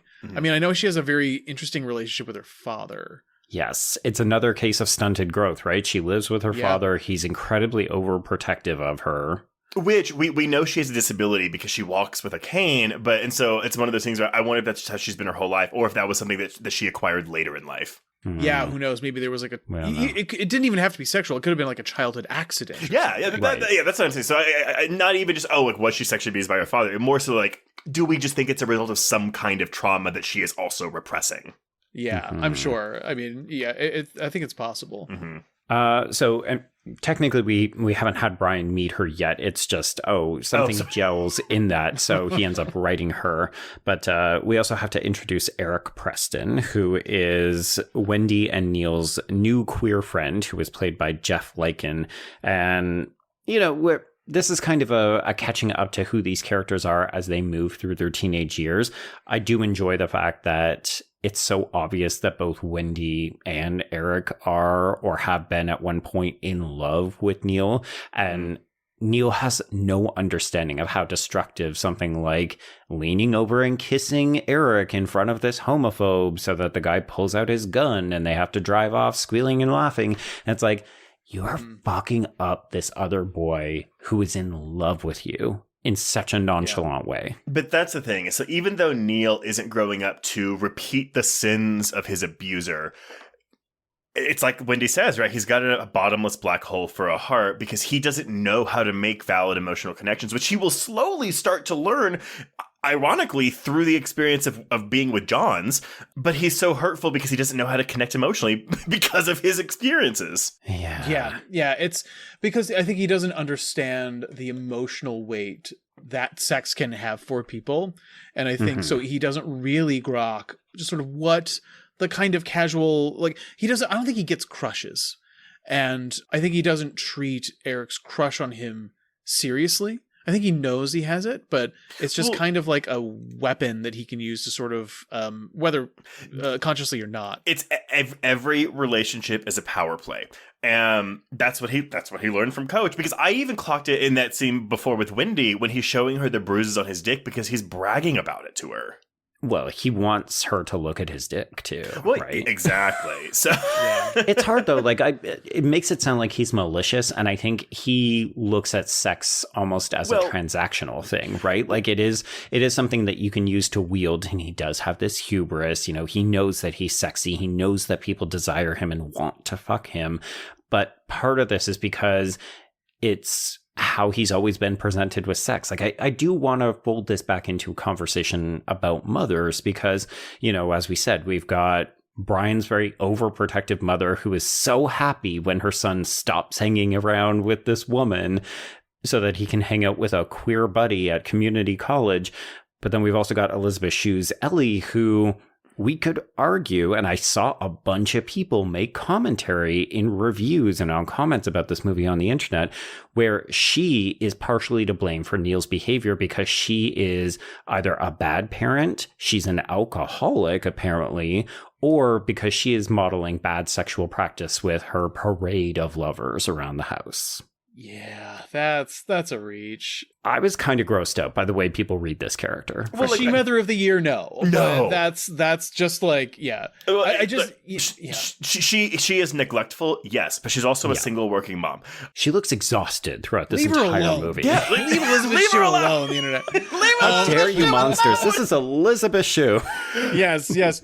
But I even think of like the moments of familiarity that they have on the couch. That relationship is so good. I mean, but here's the thing. Do we consider them closer to friends than a mother-son? I mean, I'm sure. Yes, because I can almost guarantee you that a lot of people probably took issue with her sharing a cigarette with him on the couch. Let's Right. put the blame on the person. Let's put the blame on the pedophile. Can we? Maybe. Here's the thing: is her neglectfulness and her basically treating him as an adult for most of his life, does that feed into who he is as a person today? Absolutely. Mm-hmm. But I wouldn't say that she's a bad. I mean, again, I would never call someone a bad parent because I feel like if you're not a parent, you shouldn't say that. But Don't ever. You should never say that to anyone. No. Yeah. But it's also a thing where it's like, I mean, going back to Neil, do I think Neil is I wouldn't say he's a bad person per se, because it's not malicious, as we've said, but I also don't think he's a good person. And that's not me passing judgment. I understand why he is this way, but I don't necessarily think he's a very good person all the time. He's definitely a terrible friend. Yeah. But it's, it's very like hurt people. You know what I mean? Mm-hmm. Yeah. Yes. Yeah. But no, let's blame it all on Elizabeth Shue. It's fine.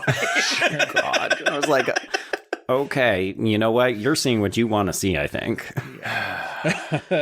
How, like watching this movie and be like, how can we find a way to blame a woman? Maybe it's because honestly, maybe it's because we never see the coach again. I mean, outside of like the flashes, really quick flashes, but right. Which I do think is a really interesting creative choice as well. Because in another film, we would have them gang up, track him down, and confront him. Oh yeah, there's like a rape revenge version of this movie as well. Right. Yeah, for sure. Then we would definitely be talking about it on Horror Queers, right? There we go. But then it also would be exploitative. Totally. There's that Well, too. I'm assuming so. You can probably do it in a way that's not that, but I digress. Okay, so Brian ends up tracking down Evelyn. It's a lot of the things that we already talked about.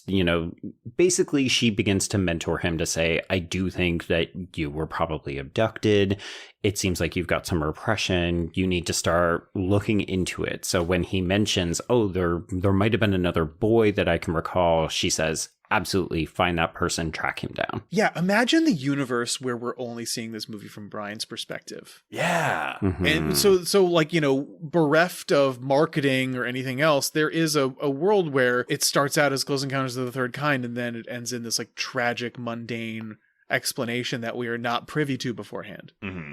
Right. Yeah. So as Brian begins to investigate, he goes to the library, he finds the picture. I do love that moment where, good boy Brian, he's like, Corbet is so innocent looking throughout this entire movie. It's not just the glasses and the shaggy 1991 hair, but he is so asexual, unassuming, very quiet, very innocent looking. So I love the moment where he steals the picture and just puts it in his bag. Okay, I've got to go. Oh, it also, even Evelyn's like, oh yeah, let's just smash this photo really quick and look at the names on the back.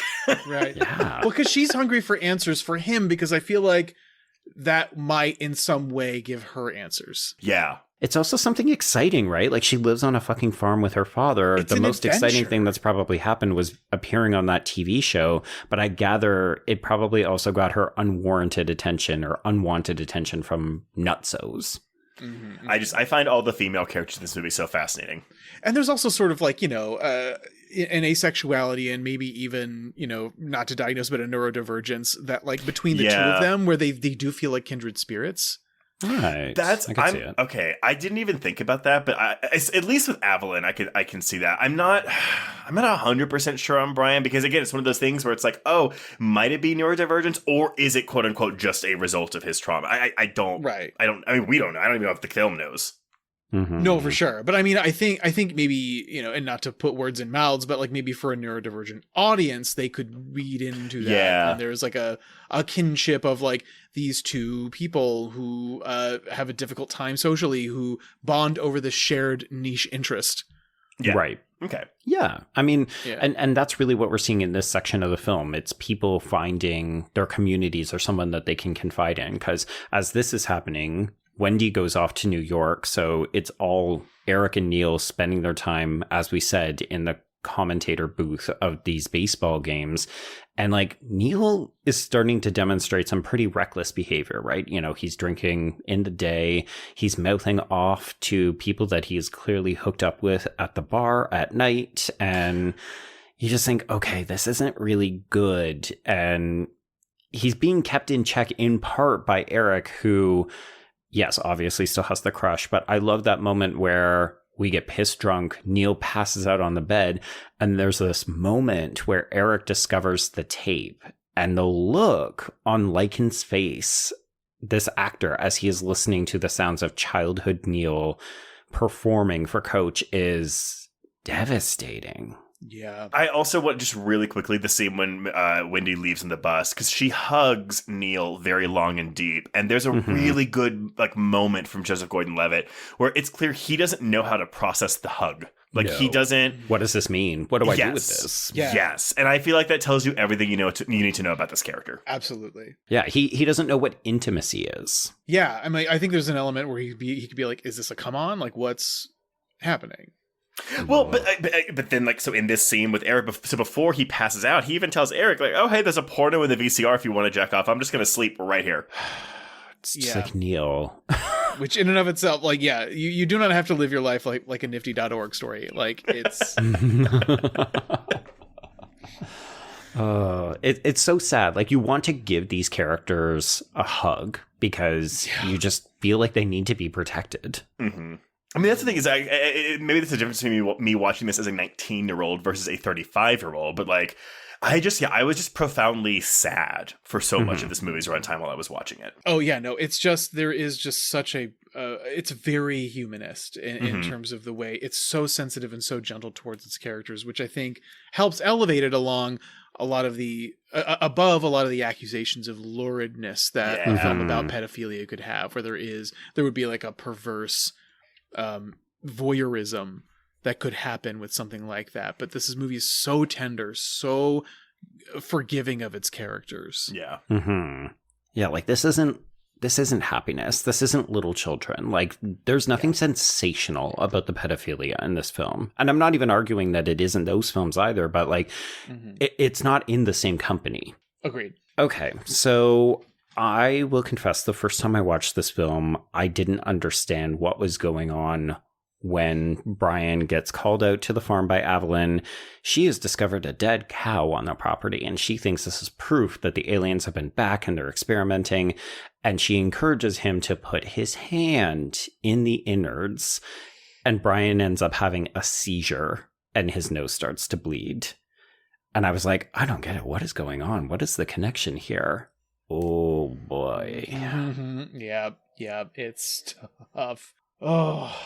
So yes, he has a seizure, he has the nosebleed. It's, like, wait, what's going on? But we do get this flashback to young Neil encouraging him, tell him you like it. And we should note that throughout a lot of the flashbacks that Brian has been having, he envisions himself on the kind of stereotypical abduction set, right? Where he's lying on a cold table. The walls are stainless steel. We've got the long alien tentacly fingers and stuff. So this is the first time that we actually see this other boy here. And I don't know if there's a significance to it, but like every time we have this flashback to young Brian's face with the alien, it goes back and forth. Sometimes it's an alien hand, sometimes it's the coach's hand. Obviously they're one and the same, but it's always excessively blue, like lit, just full on Violet Beauregard blue. Yep. Yeah. Which we will see is the lighting scheme at Coach's house.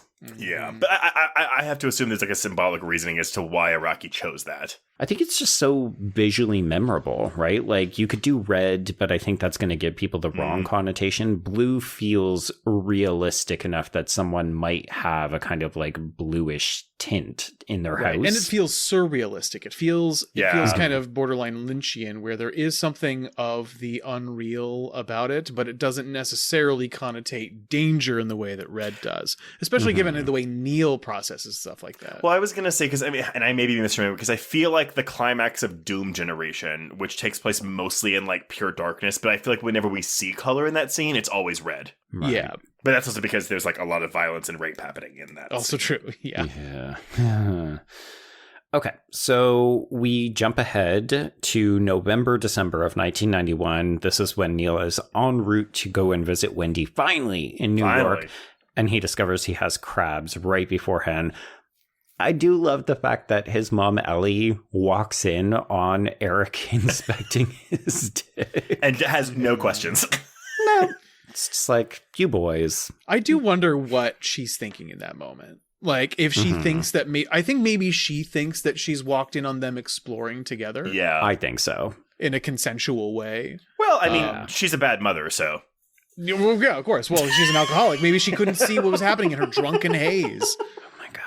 I don't even know how you get this read, because even in this scene alone, she hugs him so fiercely and she says, you know how much I love you, or something to that extent, right? I'm paraphrasing, but it's so clear that she loves her son. She just hasn't always been there. I think, and this is just me taking a shot in the dark, but I think it's a thing where it's almost an extension of victim blaming, where we can't blame the child because the child doesn't know any better. But who's the closest adult? We gotta blame someone. We gotta blame someone. Mm-hmm. While yes, we should be blaming. Well, obviously, there is someone to blame. But people just want to go to the mother. Like it's all the parents' fault. Because I think that's too easy. Because I think in instances like this, you're trying to. The goal of blaming someone like that is to try to encourage social behavior that somehow prevents this thing from happening. Yes. And because putting blame on the pedophile isn't useful, because there's nothing you can do about a pedophile. Right, because they are mentally ill. Like, it is a sickness. We've talked about this before. It's a disease. It's a compulsion. But I think maybe, there is sort of the social incentive to be like, well, it's the same thing about like, look what you're wearing. Like, there are rapists out there, so don't go out. What can you do to make sure you don't? Exactly. So it's like, well, if the mom would have just been at home more, if she would have paid attention more, if she wouldn't have been sleeping with all those men so much, like this wouldn't have happened, and therefore we wouldn't be in this situation. And that is not fair. And I wonder if people doing this are also parents themselves who, who are just trying to judge other characters for what they feel they themselves would not do. It's so sanctimonious, and it really just grinds my gears. Yeah. Well, it's wild too, because we've got the polar opposite helicopter mom in Brian, and it happened to Brian as well. And we learn multiple other boys. That's a great fucking thing to bring up. Where is the anger for Brian's mom in this scenario? Because the people who are angry at Elizabeth Shue's character are the Mrs. Lackeys of the world. Right. Oh, yeah. Nail on the head. Right there. Yeah. Be like, you need to keep your child under lock and key. Mm-hmm. Lock and key? Lackey? Nothing like this would ever happen to my child. Bitch, it probably already did. I mean, the only difference between the two of them is that when Mrs. Lackey discovers something has happened to Brian, she does pull him out, right? So it only happens the one time because she says, oh, I'm paying attention. I'm not doing this anymore. But we also have that model father of the year where he is totally dismissive. And he says, oh, this never would have happened to me. Like, I was a great baseball player. I was a good sport. Mm-hmm. Anyway, okay. So it's a deeply ironic moment in the film. It feels almost like a rom-com trace, where the minute that Neil gets on this bus to go visit Wendy in New York, this is when Brian pulls up at his house. And of course, we have just missed him. And I do love that he ends up striking up a friendship with Eric when they both go to the same community college, even though it feels like they have so little in common. Like, as we've said, Brian is so kind of asexual, innocent looking, possibly, yes, a little neurodivergent in some ways. And then we've got Eric, who is ostentatious, so fucking queer, very flippant, watching Romero films. I love Eric. I do too. I think he's really fun. Yeah. Okay, so one night, Evelyn comes over to hang out with Brian, and she puts the moves on him. And he has another very expressive reaction. So she tries to go down on him. He's having flashbacks, and he pushes her off aggressively and basically doesn't ever talk to her again, from what we can gather. She is out of this movie. She will continue to call him, but he will ignore her. This was a really hard scene to watch, because I also actually really did feel for Evelyn. I have questions about why she's putting the moves on. I'm assuming he's 18, so he is an adult here, but right. I don't know. This is just, it's a thing where I'm like, oh, I don't know why you're doing this, but I do feel for her, because this is embarrassing. I think he's the first person that she's ever felt a connection to. And it's an opportunity for her to get away from her father and the farm and maybe, like shake something up, be a little sexy. But she does say to him as she's doing this and he starts to pull away, she says, "It's okay, it'll feel good," which I feel like is not exactly what the coach was saying to him, but it's... it's almost identical. It's in the same ballpark. Oh, how dare you? How very dare you? Terrible. Yeah. Okay, so let's pick up with Neil in New York. He goes to a swanky bar. He picks up a John, who is actually played by a man named John Gannon. And for the first time ever, Neil's like, wait, what's a condom? Right. He looks so confused when he pulls out the condom. Okay, yeah, what do we think of this scene? I gotta say, "Fuck me up the ass with your hot teenage cock" is a great line, but it's also hilarious. It's a very creepy line. Yeah, but I think this scene is so important as a parallel to the rape scene later, where we're introducing him to what sex work is like in the big city, where he's not going to be treated as this grateful angelic sex object. He's going to be treated much more aggressively, and there is the element, and we introduce the element of condoms where we have to start being careful, but he's also just not used to being talked to like that. He's used to being cherished and worshipped, not used. He's out of his element. Because he thinks he's the cream of the crop. And honey, you're in New York City now. Yeah. You're a Kansas 9, but you're a New York 7. Yeah. Let's be real. Oh boy. Yeah.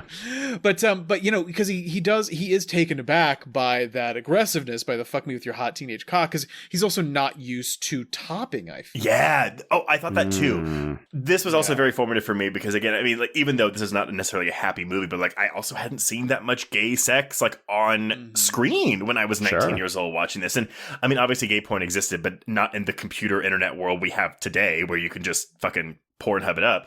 But yeah, I found myself, even during these scenes, not the rape scene, obviously, but like being... it's not sexy. But okay, but my 19-year-old self like was turned on by this because I hadn't seen anything like this before. Okay. But so it felt like I was watching something like forbidden. Like, oh my God, this feels so like taboo, I guess. And obviously, given the circumstances, it's not actually sexy, and I understand that as a 35-year-old, but as a 19-year-old, I derived a lot of pleasure from these scenes.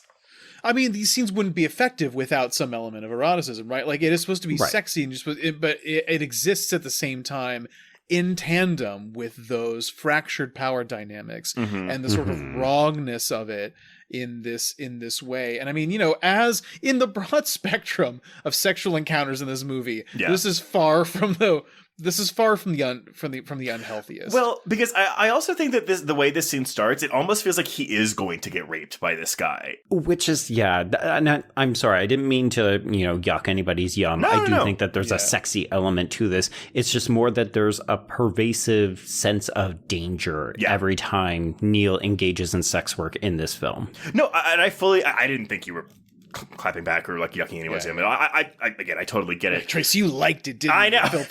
No, but because you like that hot young teenage cock, didn't you? Because I remembered the rape scene. Like I didn't remember a lot of this movie, but I vividly remembered the rape scene. And so when I watched this again for the first time this week, I was like, oh shit, this is the rape scene, and I was surprised when that's not what transpired. And I was like, oh my God, but because this starts very aggressively but I also love the subversion because you think that this guy being so aggressive, borderline rapey, he's gonna top him, and he's not. Yeah, he's just a power bottom.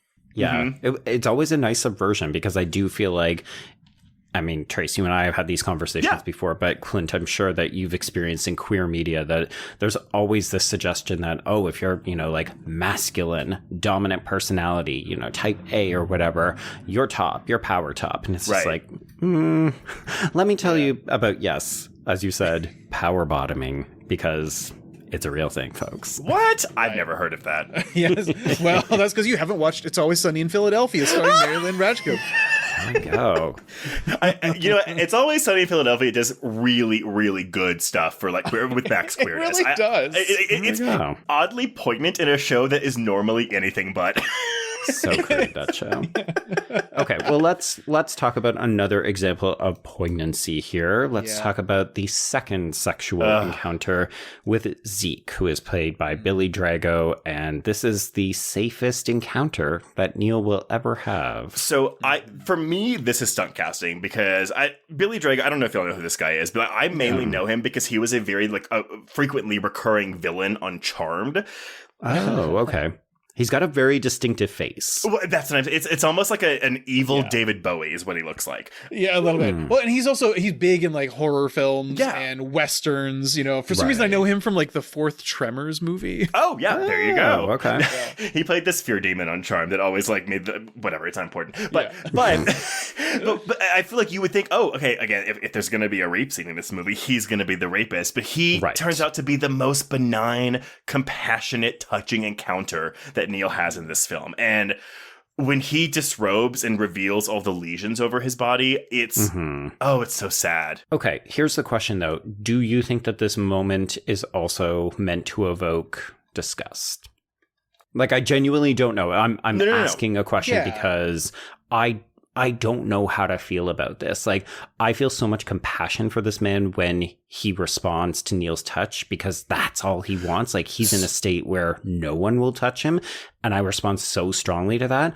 But the way that it is presented, I do think based on Neil's reaction, there is that element of, ooh, but don't touch him. I think we're meant to see disgust in Neil, or at least see like anxiety in Neil. I don't think we're meant to feel it for Zeke. But I think we're meant to live in Neil's discomfort because it's discomfort on a level, on two different levels, right? Where this is the closest he's coming to the disease, the one he has spent his entire sexual life being told to watch out for, that he thought he was so invincible against. It's right there in front of him. Which, P.S., we never say AIDS, we never say HIV in this movie. Yeah, it's the disease or whatever. But this is also the least like explicitly sexual encounter he's being asked to perform. So I think he's so much more used to giving or receiving a blowjob than he is to just massage a man's back. But so I think, but Joe, to your point, I don't think the intent is for us to feel disgust. I think what Araki is saying is that when this happens, people will feel disgust, and I'm going to show them, hey, that's not how you should feel about this. And that's why we get this tender, compassionate, intimate scene, the most intimate scene in the film, I would argue. Yeah, it's kind of a weird teaching moment for Neil. And I would also argue the audience by extension. Totally, yeah. That makes sense. Well, it's interesting too because this anticipates, like, we see Neil's reaction in the moment, and then we see him running down the streets, and he seems not upset, but he is unmoored. So he runs to Wendy at her job at a bar, and she again reiterates that he needs to be safer. Maybe he should think about another line of work where he can make money safely. And then this is when we get Neil confessing he only ever told her, but also how he still feels about Coach. Like, he makes it very clear he doesn't consider himself a victim. The experience was a huge part of who he is, and that Neil felt special because Coach really loved him.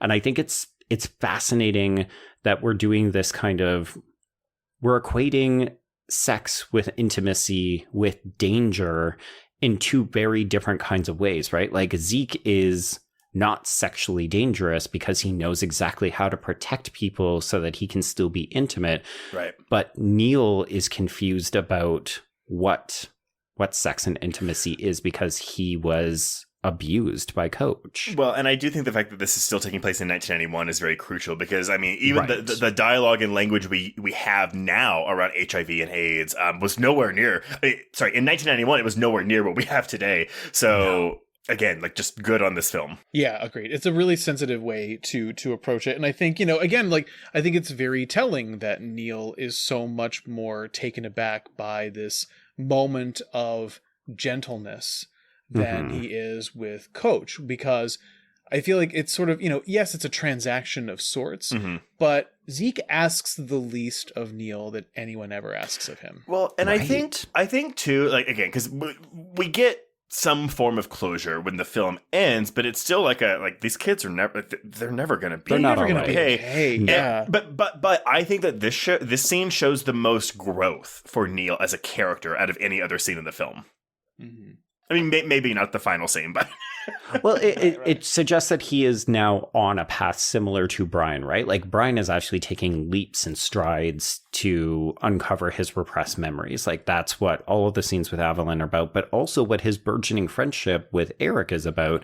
And I think Neil is like a step behind because he's still caught up in the fantasy, but moving to New York and experiencing these different things is showing him maybe you need to reevaluate the way that you were living your life, but also the things that happened to you back in Hutchinson. Well, and a part of this is also just the small town thing. Like he's in New York, and coming from like a town of, which I looked at today, this town I think has 40,000 people, which is not super small, but it's still not small. big. It's still a small town, and it's like when you grow up in a small town like that, like you think that's just how the world is because you've never experienced anything else. So he's learning, what I thought was just the only way to live and the only way life is not the case. So we're watching him broaden his horizons in this, for better or for worse. Right.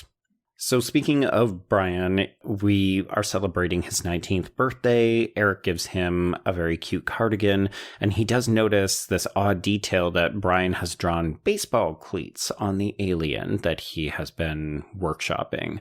So this then leads into the drop-off where we discover that Brian's estranged father is waiting for him, and Brian just absolutely goes off on him. And I find this moment incredibly satisfying. I didn't think about, I guess because we haven't really seen the father since the beginning of the film, so I didn't find this particularly cathartic.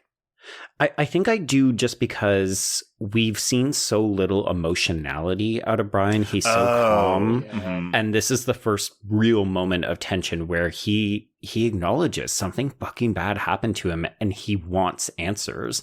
And his father was not there for him in the way that his mother, who I think doesn't believe him. Like she's willing to say, sure, aliens. Yeah. Okay. Whatever. I understand you've got some kind of fascination, but like the dad straight up fucked off. Well, and I think the saddest part about this, he tells him like, I blacked out 2 different times what happened. And it's clear the dad doesn't even know what the fuck he's talking, like what instances he's talking about. So again, it's kind of juxtaposing how significant an event can be in this one person's life and how much of a blip or a non-entity it is in his father's life. Right, which is what I think makes the catharsis so complicated, where it's just, okay, so Brian is on this journey of understanding, but he cannot get the closure or the belief that he needs from such a central figure as his own father. Like, because I think, neither one of them can wrap their minds around it. Like, I think the reason why Mrs. Lackey sort of begrudgingly goes along with the alien abduction thing is because it would never occur to her to even consider the possibility that her son was abused. Yeah. Right. She would not let herself think that. And I think that's what probably goes through a lot of, anyone's minds again. Like that's kind of one of the ultimate. Unfathomable. Yeah, exactly. Unfathomable. So we're up to the sexual assault in the film. So Wendy has gotten Neil a job at Subs, and it seems like he's kind of turning his life around. He's not engaging in sex work anymore, but then one night on the way home from work, ironically enough, the day before he's due to go home for Christmas, he accepts a ride from Sedan Driver, who is played by Pete Casper. And the minute he gets in the car, you just know that this is a bad situation. Yeah, he's a very unfriendly ghost. Yeah, and it's interesting because I feel like he views this as do you think he views what he did as rape? This man? Yeah, this man. No, because it's like sex work. So like, he's sort of like, I have bought you. I have bought your body. Yeah. Do I think that he thinks he has a rape kink? Yes, but I don't think he views what he's doing as rape because it's a transaction. He made the payment. I think he views it as rough sex. Yeah. But I'm telling you, the second he walks in, he just makes him take 2 bumps of, I'm assuming, cocaine, which I'm also just kind of like, well, give me a powder, tell me what it is first. But I don't know how he's fucking on cocaine. Not the point. I know. I don't know. I can't speak to the efficacy of cocaine dick, but Yeah, but I guess is he the original cocaine bear? Would we call him a bear? He's not bear enough, no. He's like a Look, lumberjack. the wordplay is there. Okay, the cocaine otter. I don't know. This is supremely This is rough. upsetting. This is honestly yeah. probably one of the hardest sexual assault scenes that I've seen in a film. I agree with that. The blood that runs from his face into the bathtub. Well, it's very psycho-y, but it's so funny because right down to the shower shot. Right. So I remembered the rape scene, but all I remembered was I know there's a rape scene, and I specifically remember a shampoo bottle.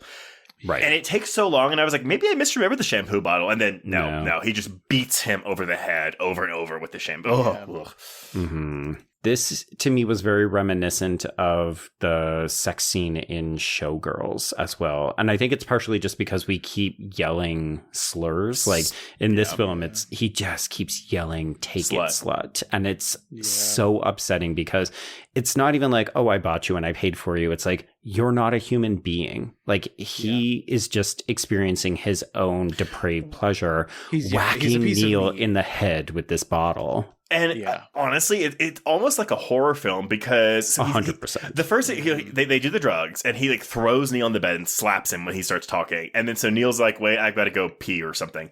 Mm-hmm. There's that shot where you see the John sedan driver like slide something through the door to unlock it from the outside, and it feels the most like a home invasion sequence. Yes, as it of course leads into a sexual assault. This is a rough thing to watch. What makes it not more hard, but just sustained, like the violence is really upsetting. It does go on for some time. But then when we cut, we just see that this guy has left Neil on the front walk of his house. Mm-hmm. And then we have to watch Neil as he rides the subway home covered in blood. And no one cares. Well, and I think this is a really good scene for Levitt too, because he doesn't go into Wendy's arms. Wendy's not there. So he just goes into... No, she's sleeping. He just doesn't wake her up. And he just goes into the bathroom and just sits down and like cries and just like sits in his own misery. Yeah. I thought it was a nice parallel that the sexual assault happens in the bathroom and then he ends up going right back to another bathroom to cry. Yeah. Nice in quotations. Yeah. Right. Just in case, y'all. I know. Okay, I'll move us on because we don't need to fester in it. So it's Christmas Eve, 1991. We have waited 10 years, 5 months, and 7 days, but the two boys finally meet when Neil returns home to Hutchinson and Brian shows up. And we get Eric to drive us over to Coach's Yes Trace blue lit house, and the boys sneak in so that they can look at the place where the sexual assault happened. I think it's so fascinating. I remember thinking the first time that Coach was going to be here, or he was just out and he would come home or something. That is not the case. We learned that Coach left at the end of the summer. Nobody saw him after that. So this is an entirely new family's house that we have just broken into so that we can process our trauma and get the truth out. Where are these people? There's fucking Christmas presents on the floor. Like, are they asleep? They're at a party. It's Christmas Eve. This is technically a Christmas movie. Yeah, there we go. Yeah. Mm-hmm. Real feel-good movie. God bless us, everyone. Oh my God. I did briefly want to touch on the visual aesthetic because I meant to bring it up earlier, but I'll talk about it here just because this is like just the most generic looking house, but we have this blue lighting and the final shot of this film is so gorgeous and it reminds me of some of the other ones in the film. But Araki wanted to reflect the poetic or lyrical language of the book, and he references the lush, gorgeous surfaces of both Wong Kar-wai and Terrence Malick as informing the aesthetics for this film. He says, it was this low-key and lower-income world, and from that, through lighting and color and composition, we set out to create these very beautiful images. And he drew reference from a photographer named Philip Lorca de Corsia, who specializes in controlled and precisely lit photographs of hustlers in places like fast food restaurants, hotel rooms, and desolate streets. So the truth comes out. So Neil ends up telling Brian the whole story about what they went through. We do have to get some flashbacks of what happened. I do love that Neil is at least like, because he says something along the lines of, like, I was his prop, like, I was the bait to lure in other boys. I like that it is made clear that he is aware of that. But yes, I'm sorry. Then yes, I did not remember the fisting, I will confess. This was new for me.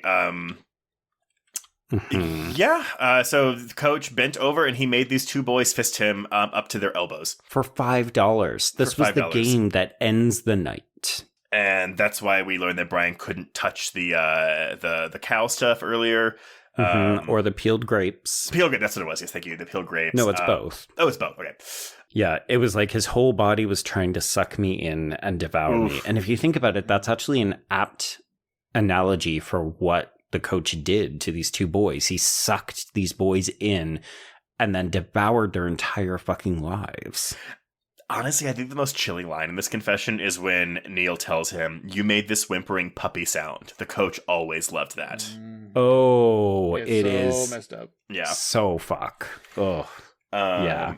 I think this scene is beautifully done. It's interesting because I want the movie to keep going. Like, I want to know and see what happens after this scene, but it's such a perfect place to stop it. Well, what's wild too is that this is the first time that Joseph Gordon-Levitt and Brady Corbet have interacted on screen. But the two characters and the way that the performances have gone make us feel so much of a connection for them. Like, there's such a vulnerable intimacy.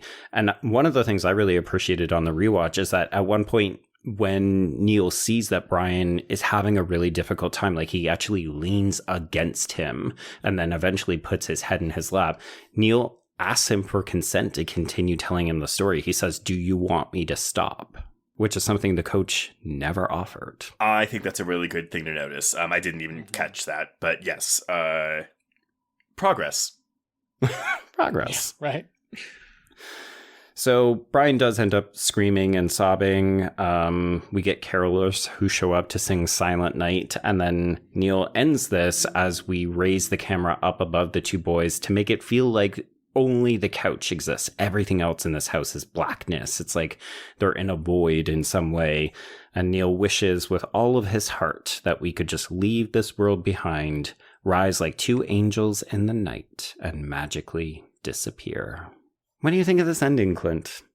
Oh, it's tough. I mean, I think it's strangely hopeful. I mean, it at least in terms of like giving these people closure. I think the idea, that final line about kind of wanting to disappear, I think there's sort of an oblivion that the two characters embrace that is strangely liberating for them. Because I mean, you know, we have that nagging feeling that they're never going to be okay again. There's no there's no road to like true healing here. It is just management of these deeply entrenched traumas that yeah, I mean, I think, you know, the best you can hope for is a kind of peaceful oblivion and the knowledge that you're not alone in it. And I think that's what those are the feelings that the movie leaves me with. I appreciate that there's no denouement. I appreciate that right here, like as soon as the truth is internalized and realized, that is when we leave them. Because we can speculate, you know, that now that Brian has answers, he can begin to process that. He would probably lose his fixation on UFOs and all that other stuff. And hypothetically, Neil is in a safe place. He's back home. He's got his mother to protect him. Maybe he turns his life around, realizes sex work isn't for him. We can speculate about hopeful futures for both of them. But that's not what this film is about. It's just about getting them to this point where they can come together and share their stories. And sometimes that's all you can ask for is, you know, in the wake of such trauma and such pain, like sometimes the only thing you can hope for is to be heard and understood. Yeah, there's just an authenticity to the way this ends where it's like, I mean, yeah, you're not going to this is not meant to be a crowd pleasing film like this. And so it feels very authentic, and I agree with you, Clint. There is an air of hopefulness to this, but we have no way of knowing, you know, what their lives are going to be after this. Yeah, which does. It feels like it speaks to the experience of trauma. There is no closure that's going to satisfy. Like, there isn't a magic button that you just then feel better. It's starts and stops, good days and bad days, and then you get triggered and it's all back all over again. Yeah. And it sucks. It does. All Yay, right. Mysterious Skin. Mysterious Skin. Yes. It's just so fucking well done, though. That's the thing. Yeah. Like, I can understand people not enjoying this movie or finding it an incredibly hard, maybe triggering watch, but every time I watch this movie, the technical precision that Araki brings to it in terms of getting these performances, shooting and editing it, like, it stands apart for me, and I love it. I just think it's such a powerful fucking film. Yeah. I'm really glad I got the chance to revisit this, and I will probably wait another 15 years before I do it again. Fair. It is one of those rough watches that is so powerful when you're watching it that like it's not the kind of thing you throw on a Saturday afternoon to do laundry, you know? Are you kidding me? Right? Go talk to my husband. It's Avengers Endgame and then followed up by Mysterious Skin. Right. I'm just like, oh, hold on. Let me do dishes. I'm going to throw on Dancer in the Dark. Oh my God. That movie fucked me up more than this, I will say. Yeah, that movie, I don't know if I could watch it again. Yeah, I still have not seen. I have not seen most of Von Trier's pre-Antichrist work. I vouch for Europa. Europa's fantastic. Okay. Yeah. Nevertheless. All right, everyone. Well, that is Mysterious Skin. And before we announce what we're covering next week, Clint, thank you so much for coming on. What I'm going to say is a very difficult film to talk about. But let everyone know, where can they find you on social media? I am on the platform that I refuse to call X, at Clint Worthing. I also, I guess I'm on Instagram. I really only am on Twitter, really. Yeah. But you can find my work at Consequence and at the Spool and RogerEbert.com and places like that. Mm-hmm. Excellent. Well, if you want to get in touch with us, you can reach us on Twitter and Instagram at HorrorQueers. Shoot us an email at horrorqueers@gmail.com. Find us on Letterboxd to keep track of all the films we've covered. And if you want to chat with other listeners, just join our Facebook Horror Queers group. And if you have a moment, please rate and review us on Apple Podcasts or Spotify. But if you want even more content, please support the show by becoming a patron at patreon.com/horrorqueers. If you subscribe today, you will get 308 hours of Patreon content, including this month's new episodes on Hannibal Season 1, Episode 5, a double bill of Sting and Infested, Tarot, The Strangers Chapter 1, and our brand new audio commentary on Sam Raimi's Drag Me to Hell for its Gulp 15th anniversary. Good times, that one, though. Good times. But Joe. Yes. What? Oh, God, we have a juggernaut next week. What are we talking about next week? Yes, it has been 45 years of not being able to hear anyone scream in space, but you can bet your sweet ass we're going to talk about it for more than 2 hours on this here podcast, talking about Ridley Scott's Alien for its 45th anniversary. More male rape in that one. Yeah, but somehow more palatable? Yes. Question mark? Right. Before we go, we should talk about the bonus situation, though. Right. But everyone, yes, not much more to say about Alien. So until then, we can cross out Mysterious Skin. Indeed. And cross out Horror Queers.